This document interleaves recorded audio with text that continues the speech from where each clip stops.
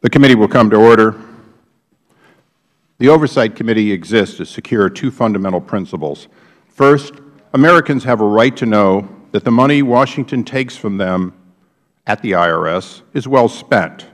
And second, Americans deserve an efficient, effective government that works for them.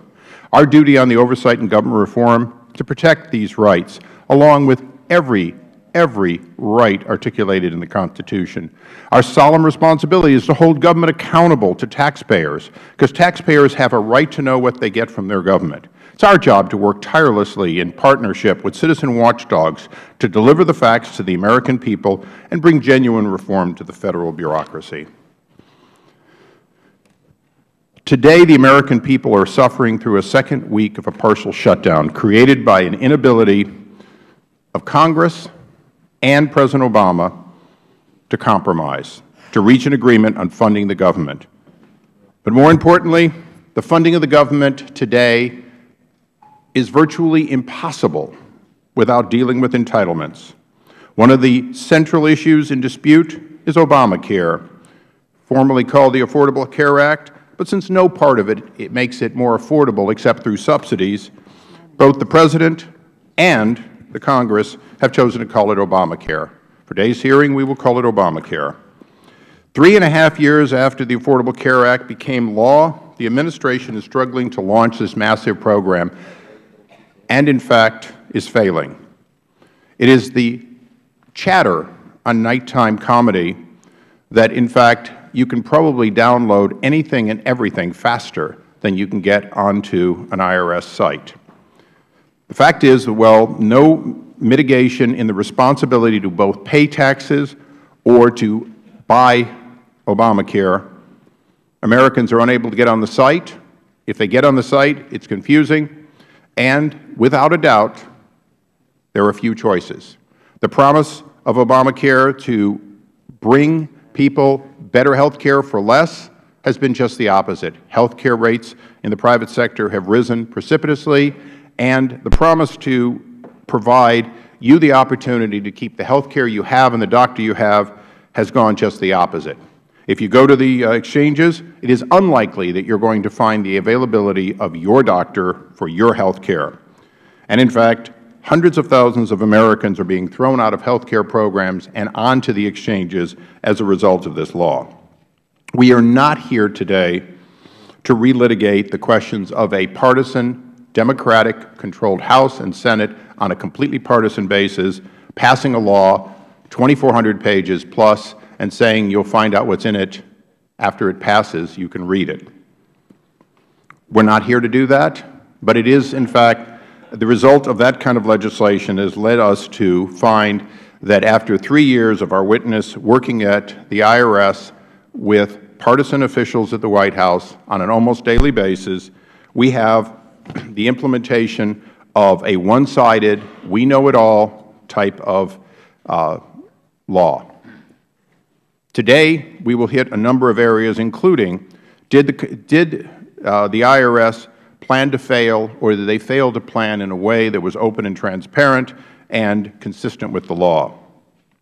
Just as 90% of an iceberg is below water, the problem in user experience on the website generally dwarfed by deficiencies that happen behind the scenes on the back end.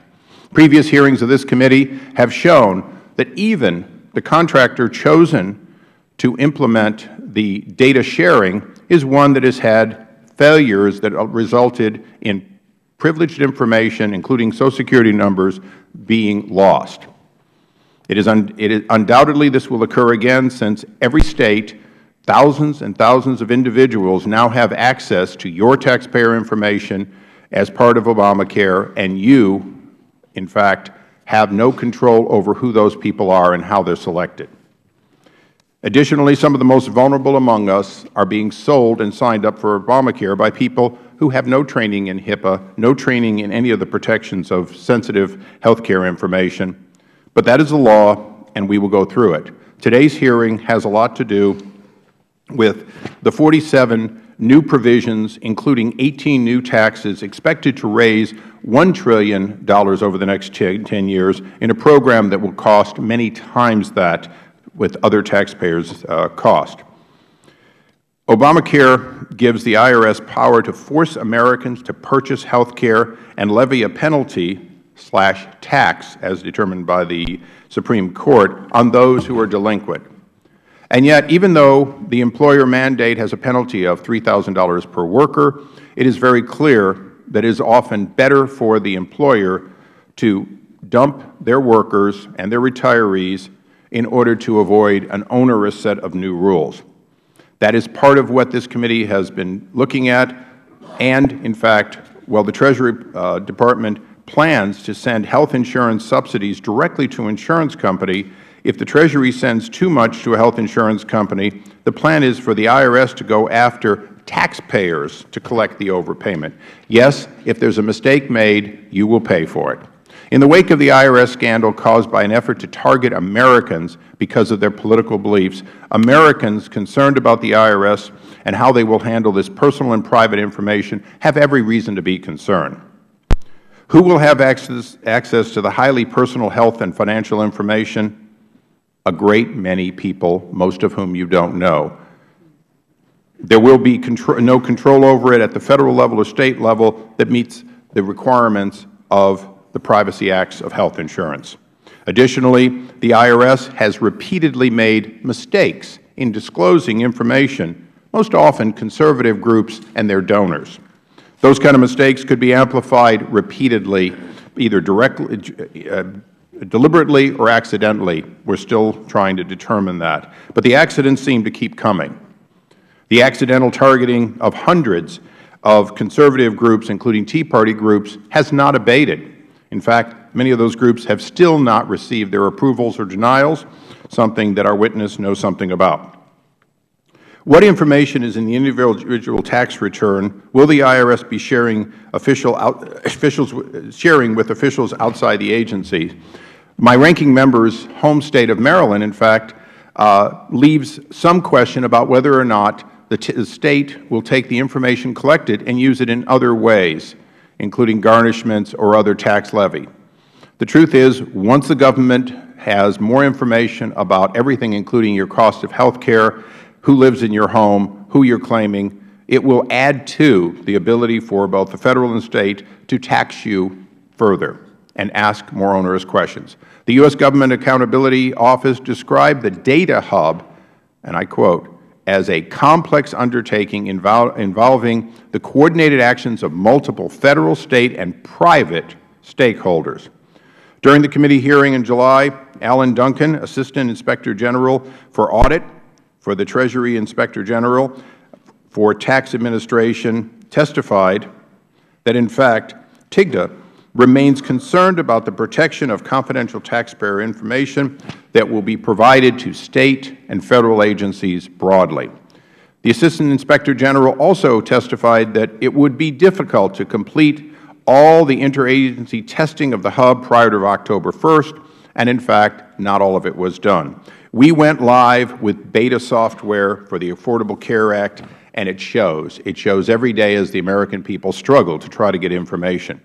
In September, the problem became more than just worries when in Minnesota Exchange admitted to accidentally, and I repeat accidentally, releasing sensitive information that contained names, addresses, and Social Security number for 2,400 brokers.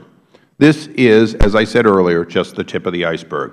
Let us all be honest. Obamacare's first week has been a mess. But we can't undo the last week, and there are no mulligans. This, in fact, will continue day after day, and there will be no do-overs. We can only admit that the law is not ready for prime time, look for ways to mitigate it, and ask for the Administration to be understanding that what man in Congress creates, in fact, will always have some flaws in it. Today's witness, Ms. Sarah Hall Ingram, is here to testify and answer our questions. Ms. Hall Ingram is the Director of the IRS's Affordable Care Act Office. Before overseeing Obamacare implementation for the IRS, Ms. Hall Ingram was the Commissioner for the IRS Tax-Exempt and Government Entities Division. She served full-time in that role from 2009 to 2010. The Administration has already delayed or revised several parts of the health law, and in many cases unilateral action was directly at odds with congressional law. Many Americans have been uneasy feeling that the administration is flying Obamacare by the seat of its pants. There are some sobering recognitions that, in fact, executive orders not contemplated in the law seem to be an everyday occurrence, while changes to the law seem to be, by definition, impossible. It is our hope that Ms. Hall-Ingram will spell out the challenges the IRS is facing so that we stop reading the surprising yet still unsurprising news of how the implementation is going poorly. In closing, this is not going to be the committee's final hearing on Obamacare implementation. The ranking member has indicated that he wants to hear more from IRS witnesses. I do too.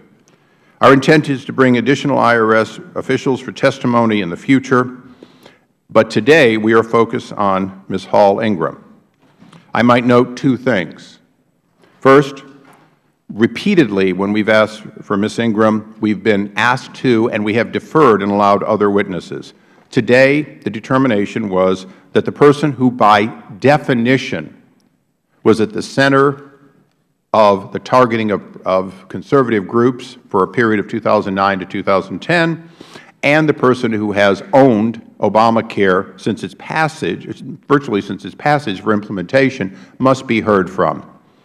Although there are individuals behind the witness, they will not be sworn and they will not be permitted to testify. The only witness today is Ms. Hall-Ingram, and I will take responsibility directly for asking the Commissioner not to attend, since he was not there at the time and was brought in only when the scandal over targeting conservatives became a problem. We have a fact witness in front of us. My hope is that she will be candid in the release of all the facts. I have also been notified that the ranking member intends to ask for pictures of Ms. Hall-Ingram receiving or being with past presidents. I will object to that. This is not about whether Ms. Hall-Ingram is a Republican or a Democrat. This is not about the politics of anybody at the IRS. The IRS, by statute, is limited to 2 political appointees. It is critical that we ask the questions about the non-political appointees, not the consul, not the Commissioner. What are their actions, not what are their politics, their registrations, their leanings, or their self-stated intention. People are not to be judged at the IRS based on how they vote. They are to be judged based on the job they do and how they do it. With that, I recognize the ranking member for just one question. What picture are you talking about? What are you talking about? From her personal attorney, and was told that they asked for them. The minority asked. You want to show it up? No, I'm not going to. Oh. We were told that we were handed these by her personal attorney. There are pictures with past presidents. The minority requested them, is what her attorney told us. Is that correct, Mr. Cummings? What's the big deal? That we want to see pictures of a witness with President Bush? Mr. Cummings, you have constantly, and the people up and down the dais, have tried to paint political Republican versus Democrat. Somehow, if somebody is a Republican or was appointed by a Republican, that somehow any claim of targeting conservative is not there. The fact is, this committee's docket will be, or enclosures will include extraneous material, but not material designed to forward some question about that paints somebody as a Republican or Democrat. I do not know the gentlelady's politics, and I do not intend to ask. Mr. Chairman, just one moment. The way politics comes up in all of this is of every single witness that has been interviewed, your staff has asked their political affiliation. We've had this conversation before at this dais, by the way. So I was just curious. I'll go into my opening statement. Gentleman is recognized. Today our nation is entering its 9th day, the 9th day of House Speaker John Boehner's government shutdown. Speaker Boehner has refused to allow the House to vote on a clean, continuing resolution that would end the shutdown, even though it would pass with a bipartisan majority. Instead, he's allowing a small group of Republican extremists to pursue their ideological crusade to to repeal the Affordable Care Act and put insurance companies back in charge of health care decisions for millions of Americans. Even worse, our country is rapidly approaching the debt ceiling deadline of October 17. Yet Republicans seem willing to jeopardize the full faith and credit of the United States of America unless we eliminate the Affordable Care Act, even though it is the law of the land and has been upheld by the Supreme Court of the United States. House Republicans have voted more than 40 times to repeal the Affordable Care Act. So although today's hearing may be cloaked in the rhetoric of improving the law, nobody truly believes Republicans want that to happen. Instead, today's hearing is an obvious attempt to link two issues that have nothing to do with each other: the implementation of the Affordable Care Act and the so-called IRS Tea Party scandal.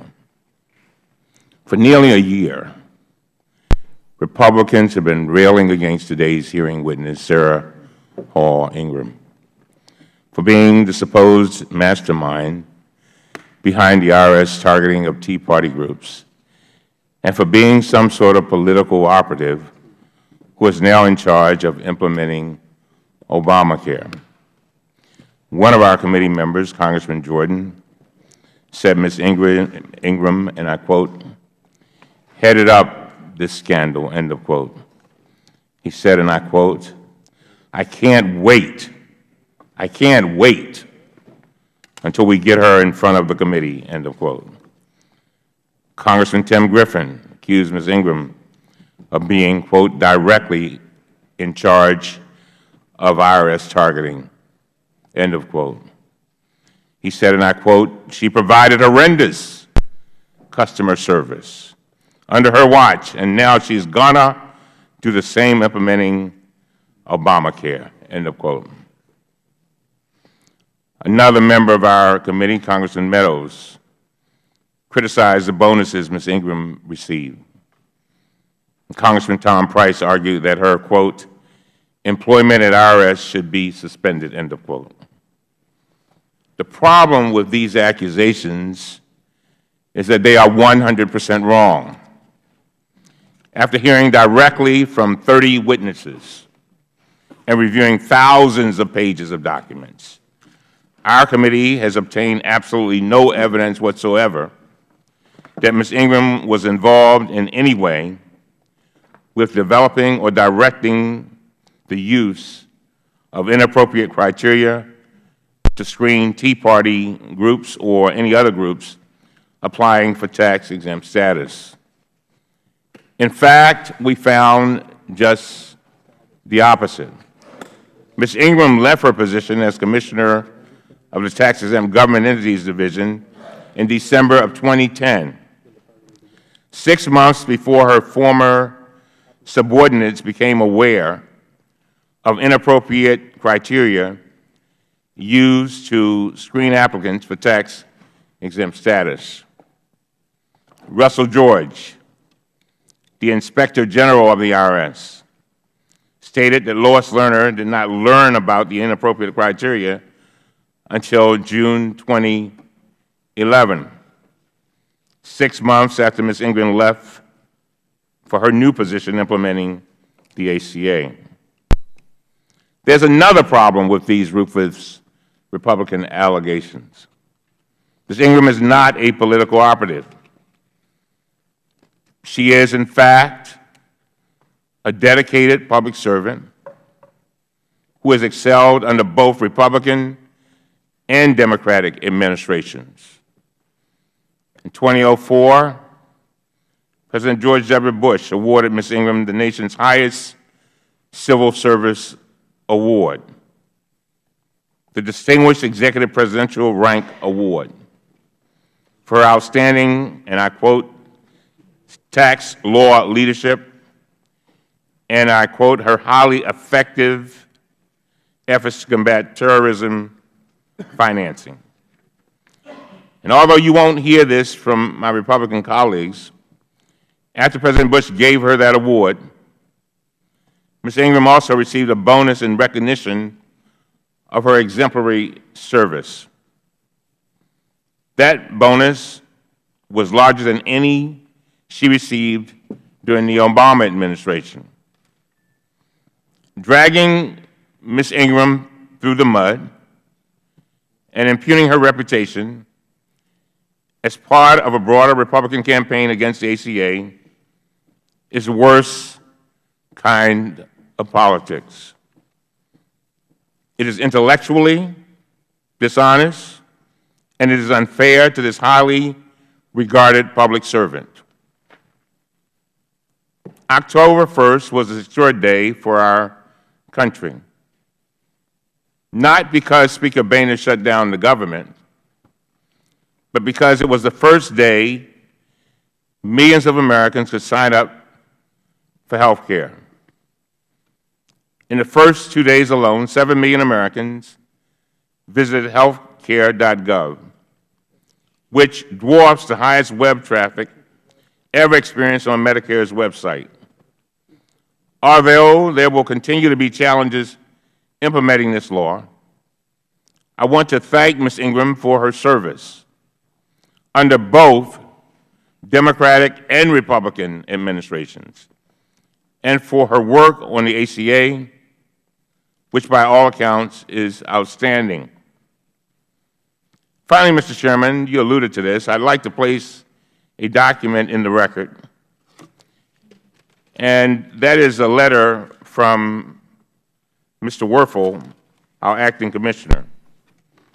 Since today's hearing was supposed to be about IRS implementation of the ACA, I asked you last week to invite officials from all 4 IRS offices in charge of this program. On Monday, you refused. And I heard you this morning, just a few minutes ago, when you said that we are not finished with this, and I'm pleased to hear that, and that other witnesses would come forth later. And so I asked these officials to attend today, along with IRS Commissioner Werfel, in case committee members had questions outside the scope of Ms. Ingram's responsibilities. Last night I received a letter from Mr. Werfel stating that you personally told him that he and these other IRS officials were not welcome, that essentially they were banned from the hearing room. I've seen a lot of things as a member of Congress over my 17 years, but I've never seen a committee chairman tell the head of an agency that he could not be present during a public hearing with one of his own employees. I'll read the letter, if I might, because I don't want to, I see you moving around a little bit, I want to make sure I read it. It says, it's dated October 8, 2013, it's addressed to me. It says, Dear Ranking Member Cummings, I am responding to your letter today, requesting that I attend tomorrow's hearing along with other IRS personnel who have relevant subject matter expertise in matters related to the ACA implementation. I spoke directly to Chairman this evening regarding your request, and the Chairman requested that I do not attend. Instead, the Chairman suggested that we have technical experts present that could be available to support Ms. Hall Ingram, but that would not be called to give her direct testimony. Given my respect for the Chairman's authority in this matter, I have decided to agree to the Chairman's direction and will not attend in person. Of note, I remain concerned that Ms. Hall Ingram alone will not be able to provide comprehensive testimony regarding IRS efforts to implement the ACA, given that many of the significant IRS activities in this area fall outside of her direct purview. However, it is my understanding that the Chairman's decision that Ms. Ingram will be the only witness for tomorrow's hearing is now final, and I thank you for your ongoing assistance in this signed. Daniel Werfel, I ask that that be made a part of the record, Mr. Chairman. I reserve. and recognize myself in opposition on the reserve. The gentleman in his opening statement made it clear that he thinks that the targeting of conservative groups is a phony scandal. Well, the President, just the opposite, said it was serious. The gentleman has repeatedly wanted to make it very clear that his job is to stop the work of this committee. Mr. Werfel was, in fact, an individual who was Chairman, you just said something that is absolutely not true. I have not done that, and I resent you saying that. I appreciate your resentment, but I'll continue. That I've tried to stop the work of this committee? It is very clear you have. You said, come on, Mr. Chairman. The fact is that at the last hearing you requested for my 4 witnesses 7, and I gave you 4. The policy of this committee is, and has been under both Republican and Democratic leadership, that the minority is generally accommodated with a witness germane. You have repeatedly abused that in the process.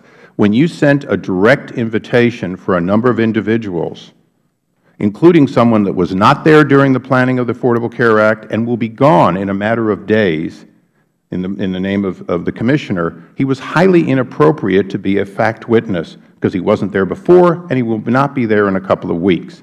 In conversation with the Commissioner, and I will allow this in afterwards. Well, thank you. The fact is, in conversations with the Commissioner, I said, of course, she can have any and all people that would help her in answering the questions. People, maybe if somebody comes up with an esoteric question on what the URLs will be for Obamacare, fine.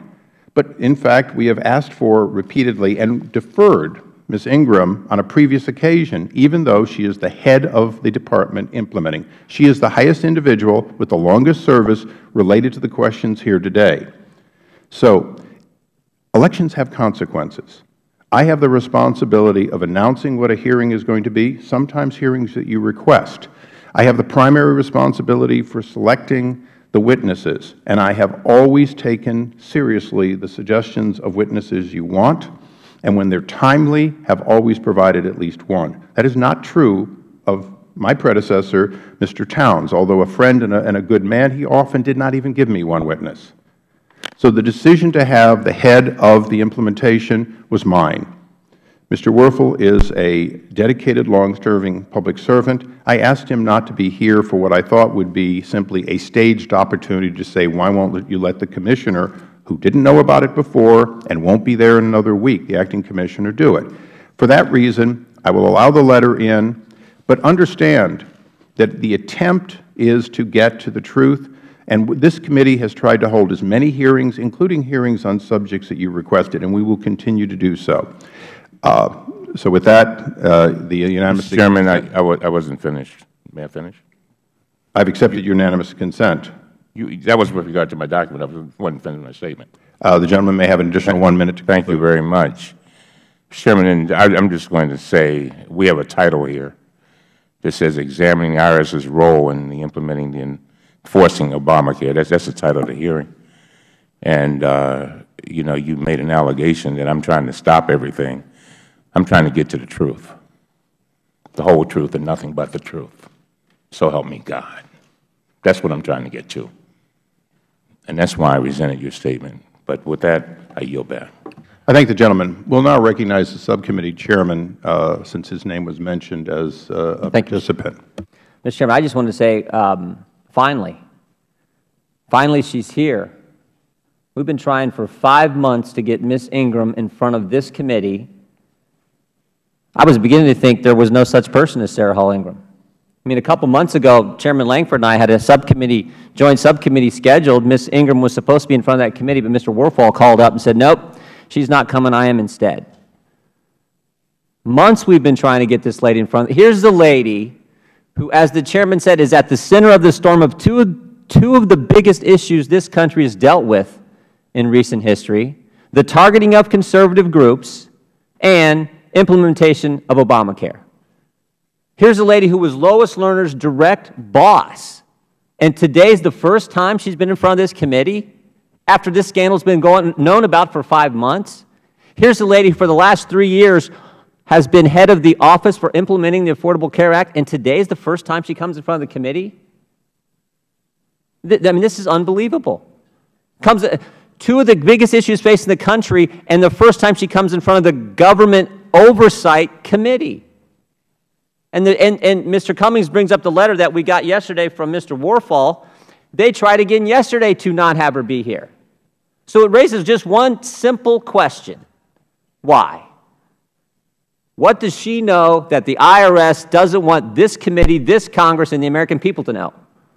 What does she know about the Affordable Care? What are they trying to hide? So Mr. Chairman, thanks for your persistence. I'm glad it finally happened. I mean, it's astonishing that it took 5 months to get, but I'm glad it finally happened. One more thing, if I could, Mr. Chairman, then I'll yield back. Can we put up a slide? Mr. Cummings raised this issue that Mr. Warfel said, she's not the right person to bring. We need these other folks here. We need Mr. Warfel here. He didn't want her to come. Let's put up, this was a briefing. If we could put up the first slide. This was a briefing given to the IRS Oversight Board just this past May 2nd, 2013. And guess who gave that briefing? Who do you think gave that briefing? The lady we've been waiting to get in front of this committee, Sarah Hall Ingram. And again, you don't have to take my word for it. We got the minutes from the meeting. If we can put that slide up. The minutes from the meeting, Affordable Care Act update, led by Sarah Hall Ingram, Director, ACA Office. So Mr. Warfel didn't want her to come today, hasn't let her come for 5 months, but she was good enough to brief the IRS, and not just brief them, look what it says she talked about. Ms. Ingram discussed the security and safeguard programs the IRS has in place regarding the share of data among its partners, including those for the Affordable Care Act programs. This is exactly the lady we need in front of the Congress. It just took us 5 months to get her here. So Gentleman, yield. Important. Be happy to yield. Let me make sure I understood what you said. You said that I was trying to stop her from coming here? Did you say that? We have a letter from Mr. Warfel indicating he didn't want Sarah Hall Ingram to come today. Oh, well, that has nothing to do with me.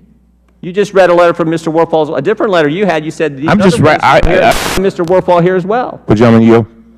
I just want to. If the gentleman will suspend, the record from the chairman is, in fact, that Mr. Cummings tried to get 4 additional witnesses on this panel. Mr. Warfel tried to not have Sarah Hall Ingram come, and the request, no matter where they originated, to not have her testify today repeatedly came from the Commissioner. Here's the point, Mr. Chairman. Why in the world does it take 5 months to get the lady who was there when the targeting of conservative groups started, who was Lois Lerner's direct boss, who for the past 3 years has been implementing the Affordable Care Act at the IRS, why in the world should it have taken 5 months for her to come in front of this committee? What are they trying to hide? And that's why this hearing is so important. And that's, Mr. Chairman, I'll yield back. Thank the gentleman. Members will have 7 days in which to submit opening statements in the record, and will now recognize the panel. Ms. Sarah Hall Ingram. Chairman. The gentleman was recognized because of accusations you made in your opening statement. Would Mr. Cartwright like a few moments? Of course. The gentleman is recognized. Thank you, Chairman Issa, for this opportunity to discuss the IRS's role in implementing and enforcing the Affordable Care Act. I do look forward to today's testimony, and I'd like to hear all about the nationwide dragnet that finally snared our witness and brought her here today. I will say the IRS has begun to play and will continue to play a key role in both the implementation and the enforcement of the Affordable Care Act. The Department of Health and Human Services manages the implementation of the ACA, with the IRS assisting mostly by administering subsidies to those who qualify under the law and penalizing those who don't comply with the law. To determine which individuals fall into the latter category, the IRS, along with the Centers for Medicare and Medicaid Services, operates a data hub allowing those applying for coverage on the health care exchanges to easily determine which plans and which subsidies they qualify for. This data hub does not, and I repeat, does not receive or maintain any personal health information or medical records, simply routes data, never storing it, and accesses only the information needed to determine individual eligibility for coverage and tax credits.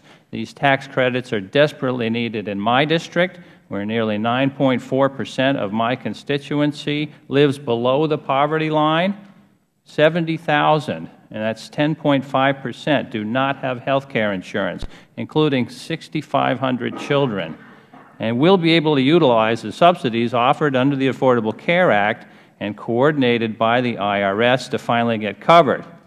Clearly, my constituents need the Affordable Care Act. I look forward to today's testimony, and I want to echo the comments of the ranking member that this effort to somehow link the attempt to generate and gin up a scandal about the IRS and link that with implementation of the Affordable Care Act, this is quite an act of limbo dancing going on here, and I'll be interested to see if my colleagues across the aisle can actually carry out the idea of linking the supposed IRS scandal with the implementation of the ACA when we don't even have the people who are actually most knowledgeable in charge of those areas here as a witness. In fact, they were apparently instructed not to come. With that, I yield back. I thank the gentleman. We now go to our, as I said, I'll say it again, members may have 7 days in which to submit opening statements for the record. We'll now recognize our first panel. Ms. Sarah Hall Ingram is Director of the Affordable Care Act Office and formerly Commissioner of Tax-Exempt and Government Entities at the Internal Revenue Service. Ms. Ingram, pursuant to committee rules, would you please rise to be sworn? And raise your right hand. Do you solemnly swear or affirm the testimony you are about to give will be the truth, the whole truth, and nothing but the truth? Please be seated. Let the record indicate the witness answered in the affirmative. Your entire opening statement, Ms. Ingram, will be placed in the record, so you need not read verbatim. Please try to stay as close to 5 minutes as you can. The gentlelady is recognized. Chairman Issa, Ranking Member Cummings, and members of the committee. My name is Sarah Hall Ingram, and I am the Director of the Affordable Care Act Office under the Services and Enforcement part of the IRS. I appreciate the opportunity to discuss the work the IRS is doing to fulfill our responsibilities under the ACA. IRS implementation of the tax provisions of the ACA represents the collaborative work of all parts of the IRS. I do want to make clear that my office is responsible for only one piece of this large puzzle. That piece involves the business operations, flows, and procedures and products. Significant work is also being done by our Information Technology Division, our Office of Safeguards, and the Chief Counsel's Office. The written testimony we provided the committee reflects input from all these various functions. I'll give you the best view that I can of our ACA implementation efforts from my perspective, but others who are accompanying me today may be better positioned in many cases to answer your particular questions. They include Chief Technology Officer Terry Mulholland, the Director of Privacy, Government Liaison and Disclosure, Rebecca Cheramita, and Healthcare Counsel Tom Reeder. The IRS is charged with implementing the tax-related provisions of the ACA. While many tax provisions have already been implemented, a major effort in this regard involves the delivery of premium tax credits that will help millions of American families access affordable private health insurance coverage through the new health insurance marketplaces. The Department of Health and Human Services has principal responsibility for defining the structure and operations of the marketplaces. Open enrollment for insurance purchased through the marketplaces began on October 1st, and coverage can begin as soon as January 1st, 2014. The IRS has a supporting role in the development and operation of the marketplaces, which is to provide data and computational services to the marketplaces for use in making their determinations about citizen eligibility for financial assistance. In addition, the IRS is responsible for incorporating the premium tax credit and other tax provisions into the tax administration process for tax returns filed in 2015 and beyond. Our implementation efforts in this regard fall into three major categories. First, employing information technology to facilitate data sharing with HHS and state agencies to assist them in determining whether an individual who is applying for insurance coverage qualifies for financial assistance, including the premium tax credit. Our use of information technology will also play a key role going forward as we incorporate the various provisions into tax administration infrastructure. Second, protecting the safety and privacy of taxpayer data being shared with Federal and State entities under the ACA statute. This includes both the establishment of safeguard procedures before data is released and on the ongoing monitoring of safeguarding practices going forward. And third, updating and improving business processes and systems to facilitate tax return filing and compliance with the tax-related provisions of the ACA, including the premium tax credit. I'm pleased to report that the systems and processes that the IRS has developed to support enrollment in the marketplace were launched on schedule and are working as planned. We have handled all requests received to date via the HHS Data Services Hub, and turnaround times are meeting our goals. Our data protection efforts are also working as intended. Prior to October 1st, we ensured that data security agreements were approved for all entities scheduled to receive taxpayer information, including the federally facilitated marketplace, state individual marketplaces, and those Medicaid offices that had requested approval before October 1st. We have also been working to ensure that individuals who seek information from the IRS about obtaining insurance coverage through the marketplace are steered to the resources that can best help them.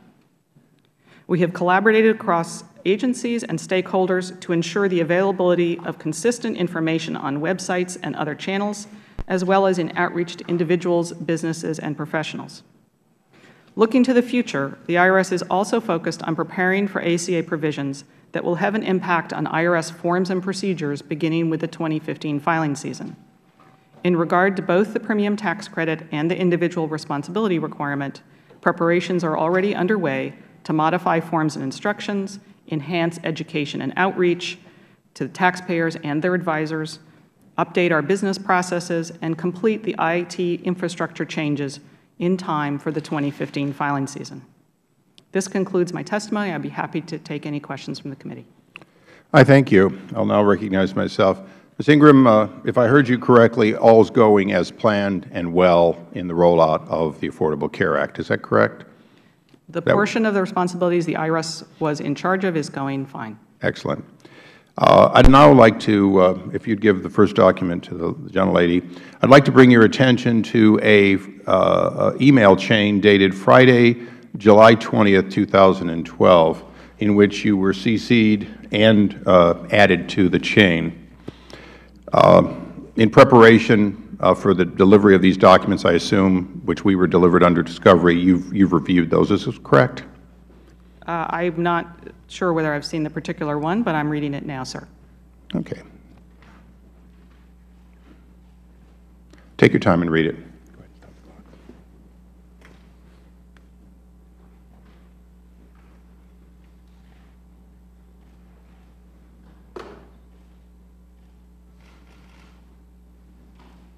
I've reviewed the document. Thank you. Thank you. Do you recall this document? I do not recall the document. I think I recall what it is a discussion about.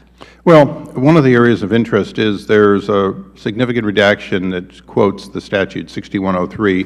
Do you know who's underneath that blackout? I don't recall the document, so I can't help you with what's underneath the redaction, sir.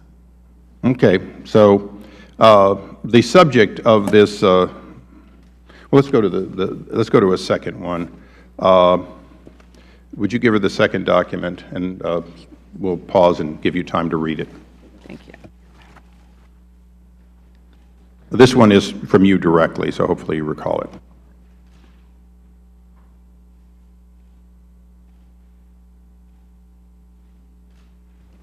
I recall, yeah. Do all members have the document in front of them? Can we have the clerk distribute the documents? I want to make sure everyone has them in front of them. Do we have enough copies? Okay, they'll be distributed. If the gentlelady will just pause for a moment.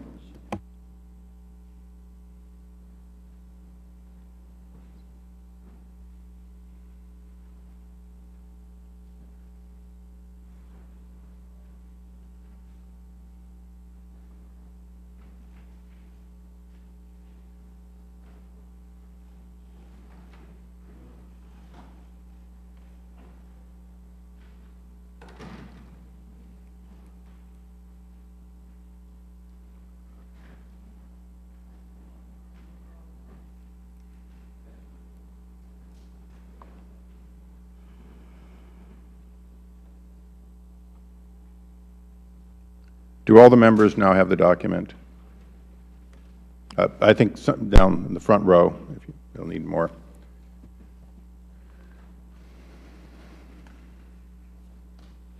Ms. Ingram, do you recall the second document in which you're the author?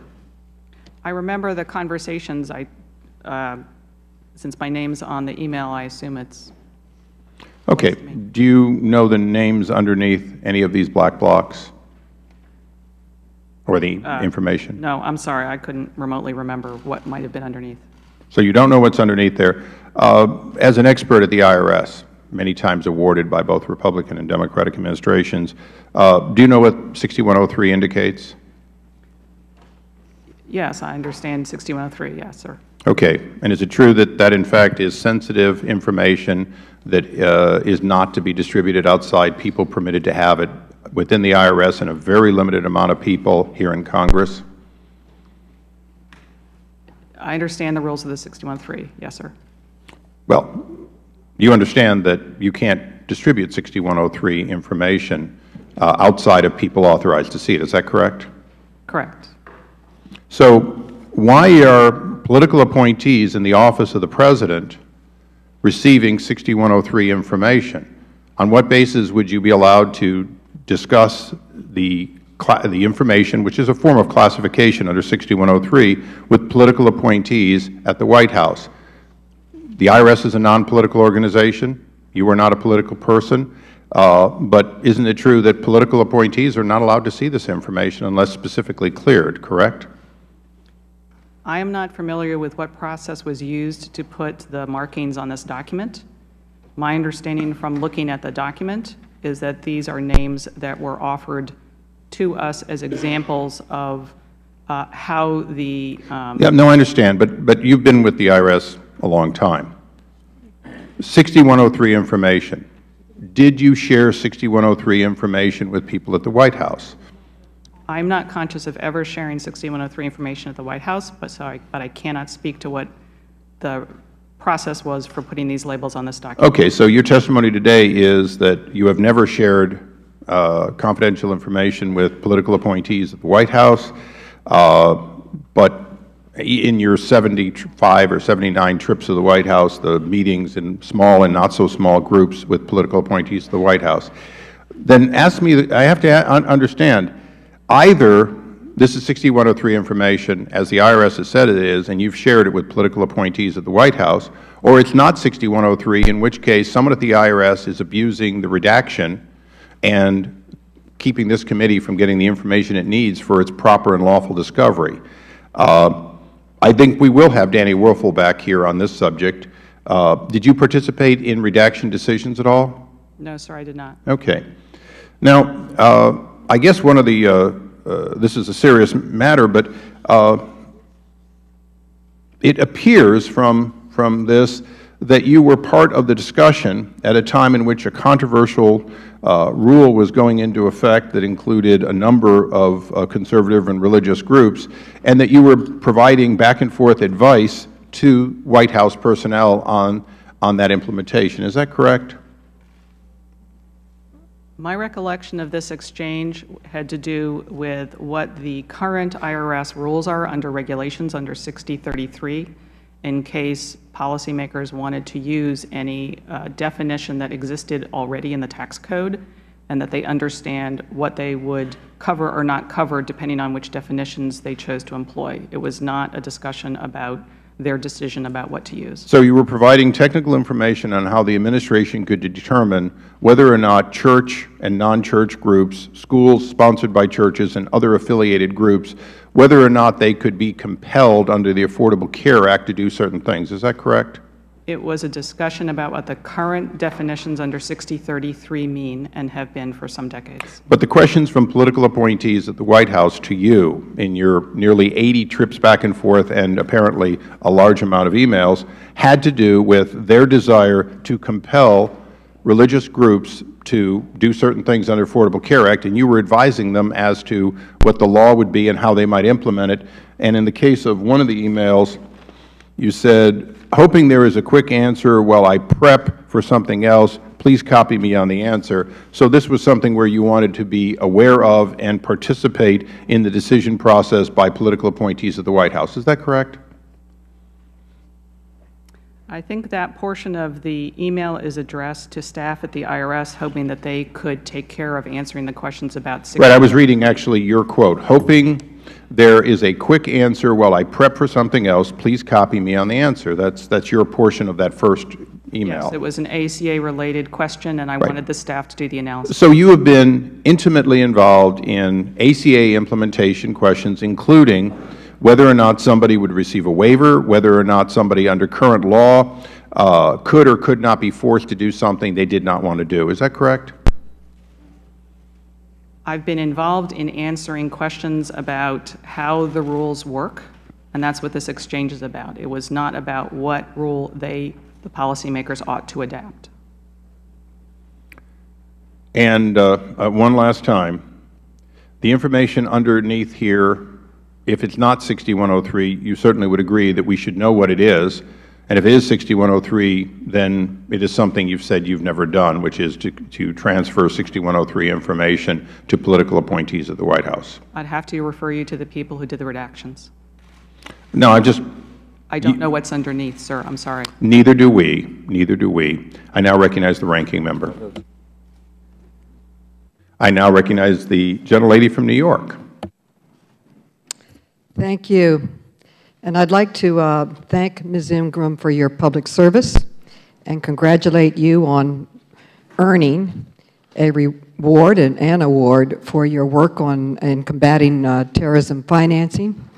As one who lost 500 constituents on 9/11, I know how important this work is. It's vital to our homeland security and vital to saving American lives. So I wanted to thank you for that. I also think that it's important that we realize the impact the government shutdown is having on our economy, because an important part of homeland security is economic security, and our economic security is falling. The stock market is closing at the lowest level in a month. The Dow Jones average fell 136 points. The Standard & Poor's 500 index fell 14 points. The NASDAQ fell 37 points. And consumer confidence is at an all-time low due to the threat of a default on our debt, on American debt. I do want to make an important point that 195 Democrats have signed a petition saying that they will vote today. They'll vote in 10 minutes to open up the government, and I feel if a vote was allowed on the floor, there would be enough like-minded Republicans that would vote, as we did on the Violence Against Women Act and other areas, jointly in a bipartisan way to open up our government. And I would say that instead of having a hearing on unfounded allegations, we should be looking at what the impact of this shutdown is on the IRS and other government agencies and their ability to provide services to the American people. So I'd like to ask you, Ms. Ingram, how many, or what is the percentage of people that have been furloughed in the IRS? I've been informed that it's roughly 90%. 90%? Well, who's left? A small number of people trying to keep essential things moving. Well, do you think the government shutdown will impact the agency's ability to carry out your mission to enforce the tax laws of our country in a fair and process with great integrity? Overall comments on issues about such shutdown and budget, I need to defer to folks back at the IRS. Well, I want to focus on one area that the IRS plays a critical role in our economy, and that's the approval of mortgage loans. And regrettably, due to the recession, home ownership is at the lowest level in 18 years. But home sales are finally beginning to tick up until we got to this shutdown, and now they have again fallen backwards. Even though housing finance is considered by some economists to be as high as 20 to 25% of our economy with the related industries. So this slowdown in the approval of mortgage loans is going to have a dramatic effect on our economy. And the shutdown of the IRS has a specific responsibility because, as I understand it, the IRS has to approve or provide tax records for 1 year for any mortgage approval. Is that correct? I'm not the right person to answer detailed questions about that program. I'm sorry, ma'am. Well, I looked at the IRS website, just in case you couldn't answer. And by law, any mortgage loan approval is subject to the review by the mortgage lender of at least 1 year's worth of federal tax returns. This process of verifying income requires the assistance of an IRS employee. Therefore, a third-party mortgage firm cannot verify a borrower's income via his or her tax returns, and the sale cannot be closed. So therefore, even though the FHA is continuing to process loans and some banks are processing loans, they need the IRS to approve these tax returns. So therefore, the sale and the mortgage cannot go through. And it had on the website commonly asked questions. And it said, can a third party obtain a tax transcript during the shutdown? And the answer was clearly no. So we can't move forward in this vital area of approving home loans and mortgages that could help our economy move forward. And consumer confidence continues to decline the longer this shutdown lasts. And as a result of lackluster expectations, Realtor.com also notes that the number of mortgage applications is also decreasing dramatically after experiencing an uptick prior to the shutdown of the Federal Government. So I would say that what we should be focusing on is what we can do to open up the government.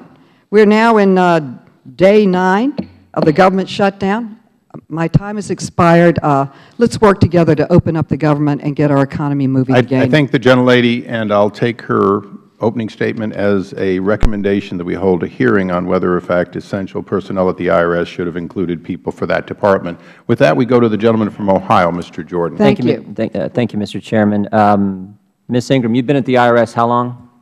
I'm sorry, I was adjusting the mic, sir. You've been at the IRS how long? Over 31 years.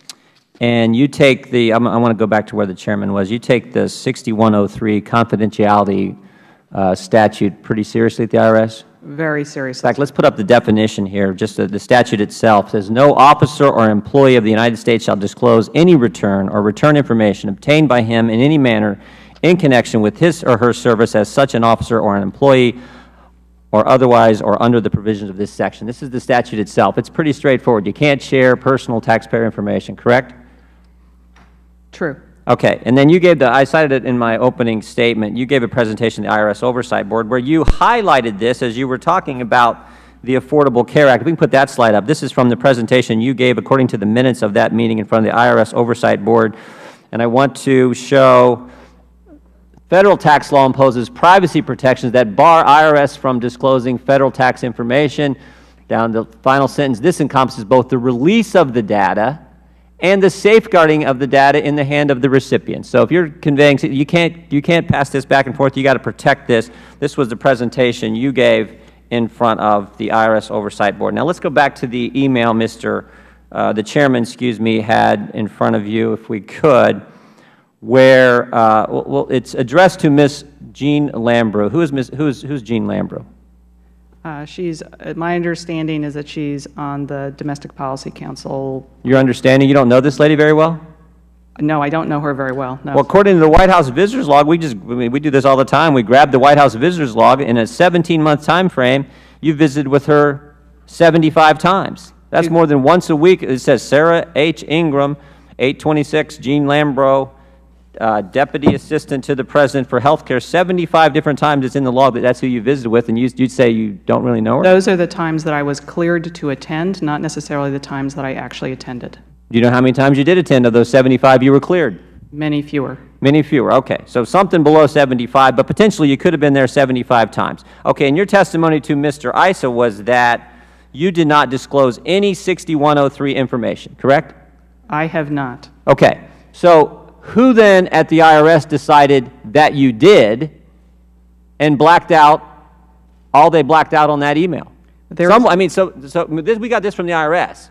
We didn't black it out. We actually want to know what's underneath. There is a difference between whether somebody gives me information about a taxpayer to which I can respond versus releasing an email to other members such as the members of Congress. But I defer to the people at the IRS. So are you saying you're allowed to give 6103 information to the White House? It is not 6103 information. Can you look at that? Just look at that email real closely and see where all the black print is. See where all the black, where it's all blacked out. There's a number written on each of those blacked out areas. And what is the number written there? Can you just say for the record what the number is? For the release of the document. No. What's the number? 6103. 6103. So someone at the IRS decided this was confidential taxpayer information. And when we got these documents, when the committee got these documents, they said, oh, you know what, that's information you're not allowed to see, committee, but yet it was fine for you to communicate to the White House and release that information and give that information. I would refer you to the people at the IRS who can better explain we want to know. That'd be great. We'd like to know who that person is who made that decision, because you certainly didn't think it was. Someone did. I believe the committee is interacting with people at the IRS. Let me ask you a question. This is your email. So go down there. See, put that back up if we could. I just want to ask you one question. If it's not 6103 and it's your email, let's just go right below the line. There's one little sentence, the large, well-known blank universities. See that little sentence right there? The large, well-known blank universities. What's underneath that? I don't know, sir. You wrote it and you don't know? You can't remember? I don't remember every email. You remember the subject here. This is about the lawsuits a number of Christian affiliated universities had against the government regarding their religious liberty rights, correct? That's what the subject matter of all these emails are in this exchange with Slambrook, right? It is about the definition under 6033. So you can't tell me, is that Christian university? Is that Catholic university? You can't tell me what's underneath that word, even though you wrote it? No, sir. I do not know what is underneath the blanks. You can't tell me what's underneath the blanks, even though you wrote it. You can't tell me who decided to black this out and redact this so the committee couldn't get it. But your testimony is also, I did not share any confidential taxpayer information with the White House. Even though 75 times you were clear to meet with Ms. Lambro, and you had this correspondence back and forth with all kinds of redactions, and all the redactions say the same thing, 6103. It sure looks like someone broke the law here, Ms. Lambro, or Ms. Ingram. I would refer the congressman to the team with which this committee is already working on the Will you provide, Mr. Chairman, if I could please, will you provide us the person or persons who decided that this committee couldn't see this information and wrote 6103 on this email? I will take the word back that the folks who are working with the committee on the production of documents clarify. But that should be, or you should be able to give us the information. If it's not 6103, then just tell us, get us the clean email. Would the gentleman yield? Be happy to yield. Would the individuals behind Ms. Ingram who are from the IRS please identify yourself for the record? And I just want to know if there's somebody there that could communicate back to the IRS that we'd like these documents in unredacted format so that we could go forward and have a conversation. Is there anyone in that group who can correspond with the IRS? I maybe apologize. Maybe Danny Werfel should have been here. Yeah, he should have been here. That's my point. So is there any one of you that has the ability to correspond to Leg Counsel or to Legislative Affairs or to the IRS to let them know that we would like the unredacted documents so we could go forward and ask Ms. Ingram what her involvement was and what organizations were being targeted or answered in this case? Will one of you raise your hand if you can? Mr. Chairman. Chairman, we'd be glad to take your question. No, we don't want your I will come back for the record. You'll be back here if that's the case. Okay, I would instruct the clerk, I'll recognize the gentleman in a second. I'll instruct the clerk to get a call in to the IRS. I would like those documents delivered before this hearing is over so that we at least can task the witness details about her own emails she doesn't seem to be able to recognize. Mr. Chairman. Go ahead. Gentleman, just hopefully we're not on furlough. Two quick things, Mr. Chairman. First of all, They are. well, in this case, they're essential. Mr. Chairman, first of all, remember what took place here. The White House and the IRS are communicating back and forth, potentially giving away confidential taxpayer information to get lawsuits dismissed from Christian universities suing the government over their religious liberty rights, number one. Number two, remember this. This law compels every single American individual mandate to go to this exchange and give personal information to the IRS. They're compelled to do that. And this lady was sharing personal information with the White House. That's the why this gentleman, law is so the scary. gentleman's time is now expired. Thank you very Would much. the gentleman like to be recognized? Yes, thank you. The gentleman is recognized for 5 minutes. Thank you, Mr. Chairman. May I have 7 since you had 7? The gentleman is recognized for 5 minutes. Thank you very much for your courtesy. Ms. Ingram, unlike the last questioner, I'm going to allow you to answer my questions. Ms. Ingram, you have, not you, Mr. Chairman. Sam? I'm glad I wasn't the last one there. I hope you have questions for her answers. I certainly, I have questions. I don't answer questions, ask and answer. Ms. Ingram, you've been attacked by several members of Congress for personally directing the so-called targeting of Tea Party groups applying for tax-exempt status. For example, Republican Congressman Tim Griffin accused you of being directly in charge of this targeting. Similarly, Republican Congressman Tom Price accused you of systemic harassment of conservative and religious organizations and argued that you should be suspended. Ms. Ingram, let me ask you to respond to these accusations directly. Did you play any role whatsoever in developing the inappropriate criteria used to screen applicants for tax-exempt status? No, I did not. The Inspector General didn't find you responsible either, because the Inspector General understood that you were not in the chain of command during the relevant time period. It appears that many of the accusations against you are based on a misunderstanding about your title and your position. Although you left your previous position in December 2010, your job title did not officially change until 2013. So if someone looked up your job title, they might think that you were still at TEGE. Is that right? That's true, sir. Now, Ms. Ingram, it is my understanding that when you began your new position implementing the ACA in December 2010, you were no longer functioning as a Commissioner of Tax-Exempt and Government Entities. Is that correct? Yes, sir. When you took the ACA job in 2010, your former deputy, Joseph Grant, became the acting commissioner of TEGE. Is that correct? Yes. Ms. Ingram, did Mr. Grant fully assume those responsibilities in December 2010? Yes, he did. It was announced that he would act as commissioner. Did Lois Lerner report to Mr. Grant when he became the acting commissioner of TEGE? Yes. So after 2010, Ms. Lerner did not report to you anymore. Is that right? Only on paper, not in function. So she was no longer in your chain of command. That's right. The Inspector General determined that Ms. Lerner learned about the inappropriate screening criteria in June of 2011. That was 6 months after you moved to your full-time ACA position. Is that right? I understand that's the timing. Yes, sir. Since you no longer reported, since she no longer reported to you, did Lois Lerner tell you about the use of inappropriate criteria in 2011? I don't recall hearing anything about it until I sat in on a meeting requested by my boss in the spring of 12. Now, in fact, Mr. Grant, who was her direct supervisor, told us that Ms. Lerner did not tell him anything in 2011 either. I just want everyone to be clear on the fact, because I think that some people are clearly confused about this timeline. And I want to go back to some things Mr. Jordan was asking about.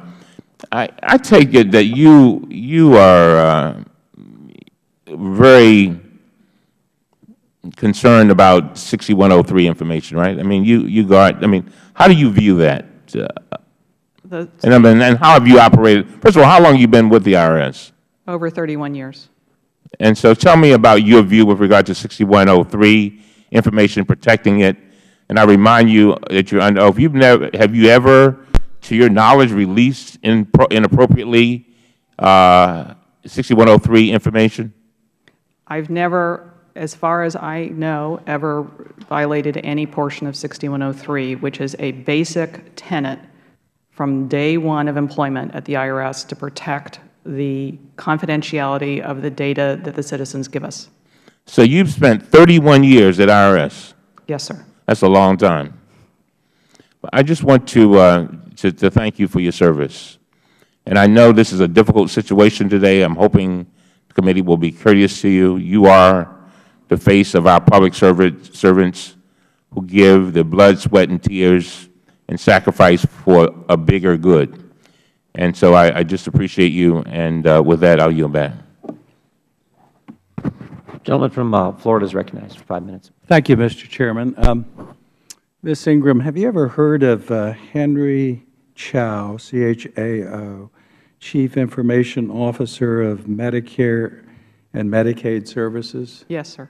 You have. He said before October 1st, he said the rollout was not ready for October and hoped it would not be a third world experience. Are you familiar with his evaluation of the ability to roll this out? No, sir. Okay. Well, it's kind of funny in the newspaper today. It was reported that it's easier to blog from Kenya, a third world country, than to sign up for Obamacare. Would you say that that's an accurate assessment of where we are? All I can speak to, sir, is whether our part is working as planned, and it is. Well, your part is a couple of things. We talked a little bit about income verification, and you don't have the ability to do that now. Is that correct? We are operating a system that when we were asked for the limited tax data on well, when somebody applies now, there's no verification of their income?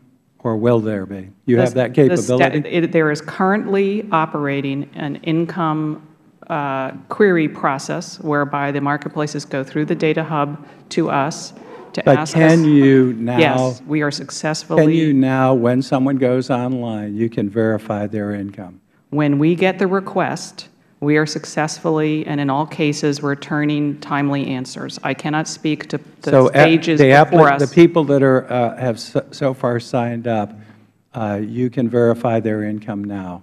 There have been requests. And you will. Now, it's not the IRS's role in the application process to do the total verification. So you're enforcement, though, right? Pardon? Are you enforcement? We are worried about the tax compliant, the tax provisions. Right. Yes, sir. Well, the court said this is a tax Yes, sir. process. Are you ready in 2014? When are you going to announce to folks that in 2014 they have a $95 individual penalty or a $285 family penalty if they haven't complied with signing up? We have final regs. We have materials on our website, and that's been part of our public outreach. When do you plan to send out notices? Will that be in 2014? I'm sorry, sir. Notices. I'm trying to track. Well, that you have not complied. Individuals have not complied. We eliminated the employer mandate temporarily. I guess the President suspended that. But you have folks are going to get a sticker shock when they find out that they're going to have this obligation. But you're prepared to send that out? We are already have information about that provision in our outreach materials, in public meetings, on the website, et cetera. But you haven't sent that out. You're not ready. You're just preparing for that. May I ask for a clarification about which notice the Again, Congressman is referring if you to? haven't complied, there's a $95 individual payment, $285 per family. At some point, that has to kick in, right? So after the returns are filed in early 2015 would be the first time that we would have any information. Not till then. All right. Another thing is, can you tell us how many have signed up for Obamacare? No, sir. That's not part of the IRS role, and we have no insight into those numbers. You have no insight. You know, all the reports I have, I read, a little bit of who was responsible for setting this up. It says the system was developed by CGI Group.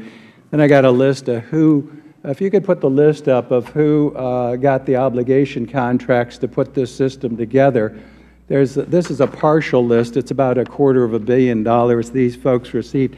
I didn't know them, but they have a pretty good reputation, I understand. I did recognize Booz Hamilton.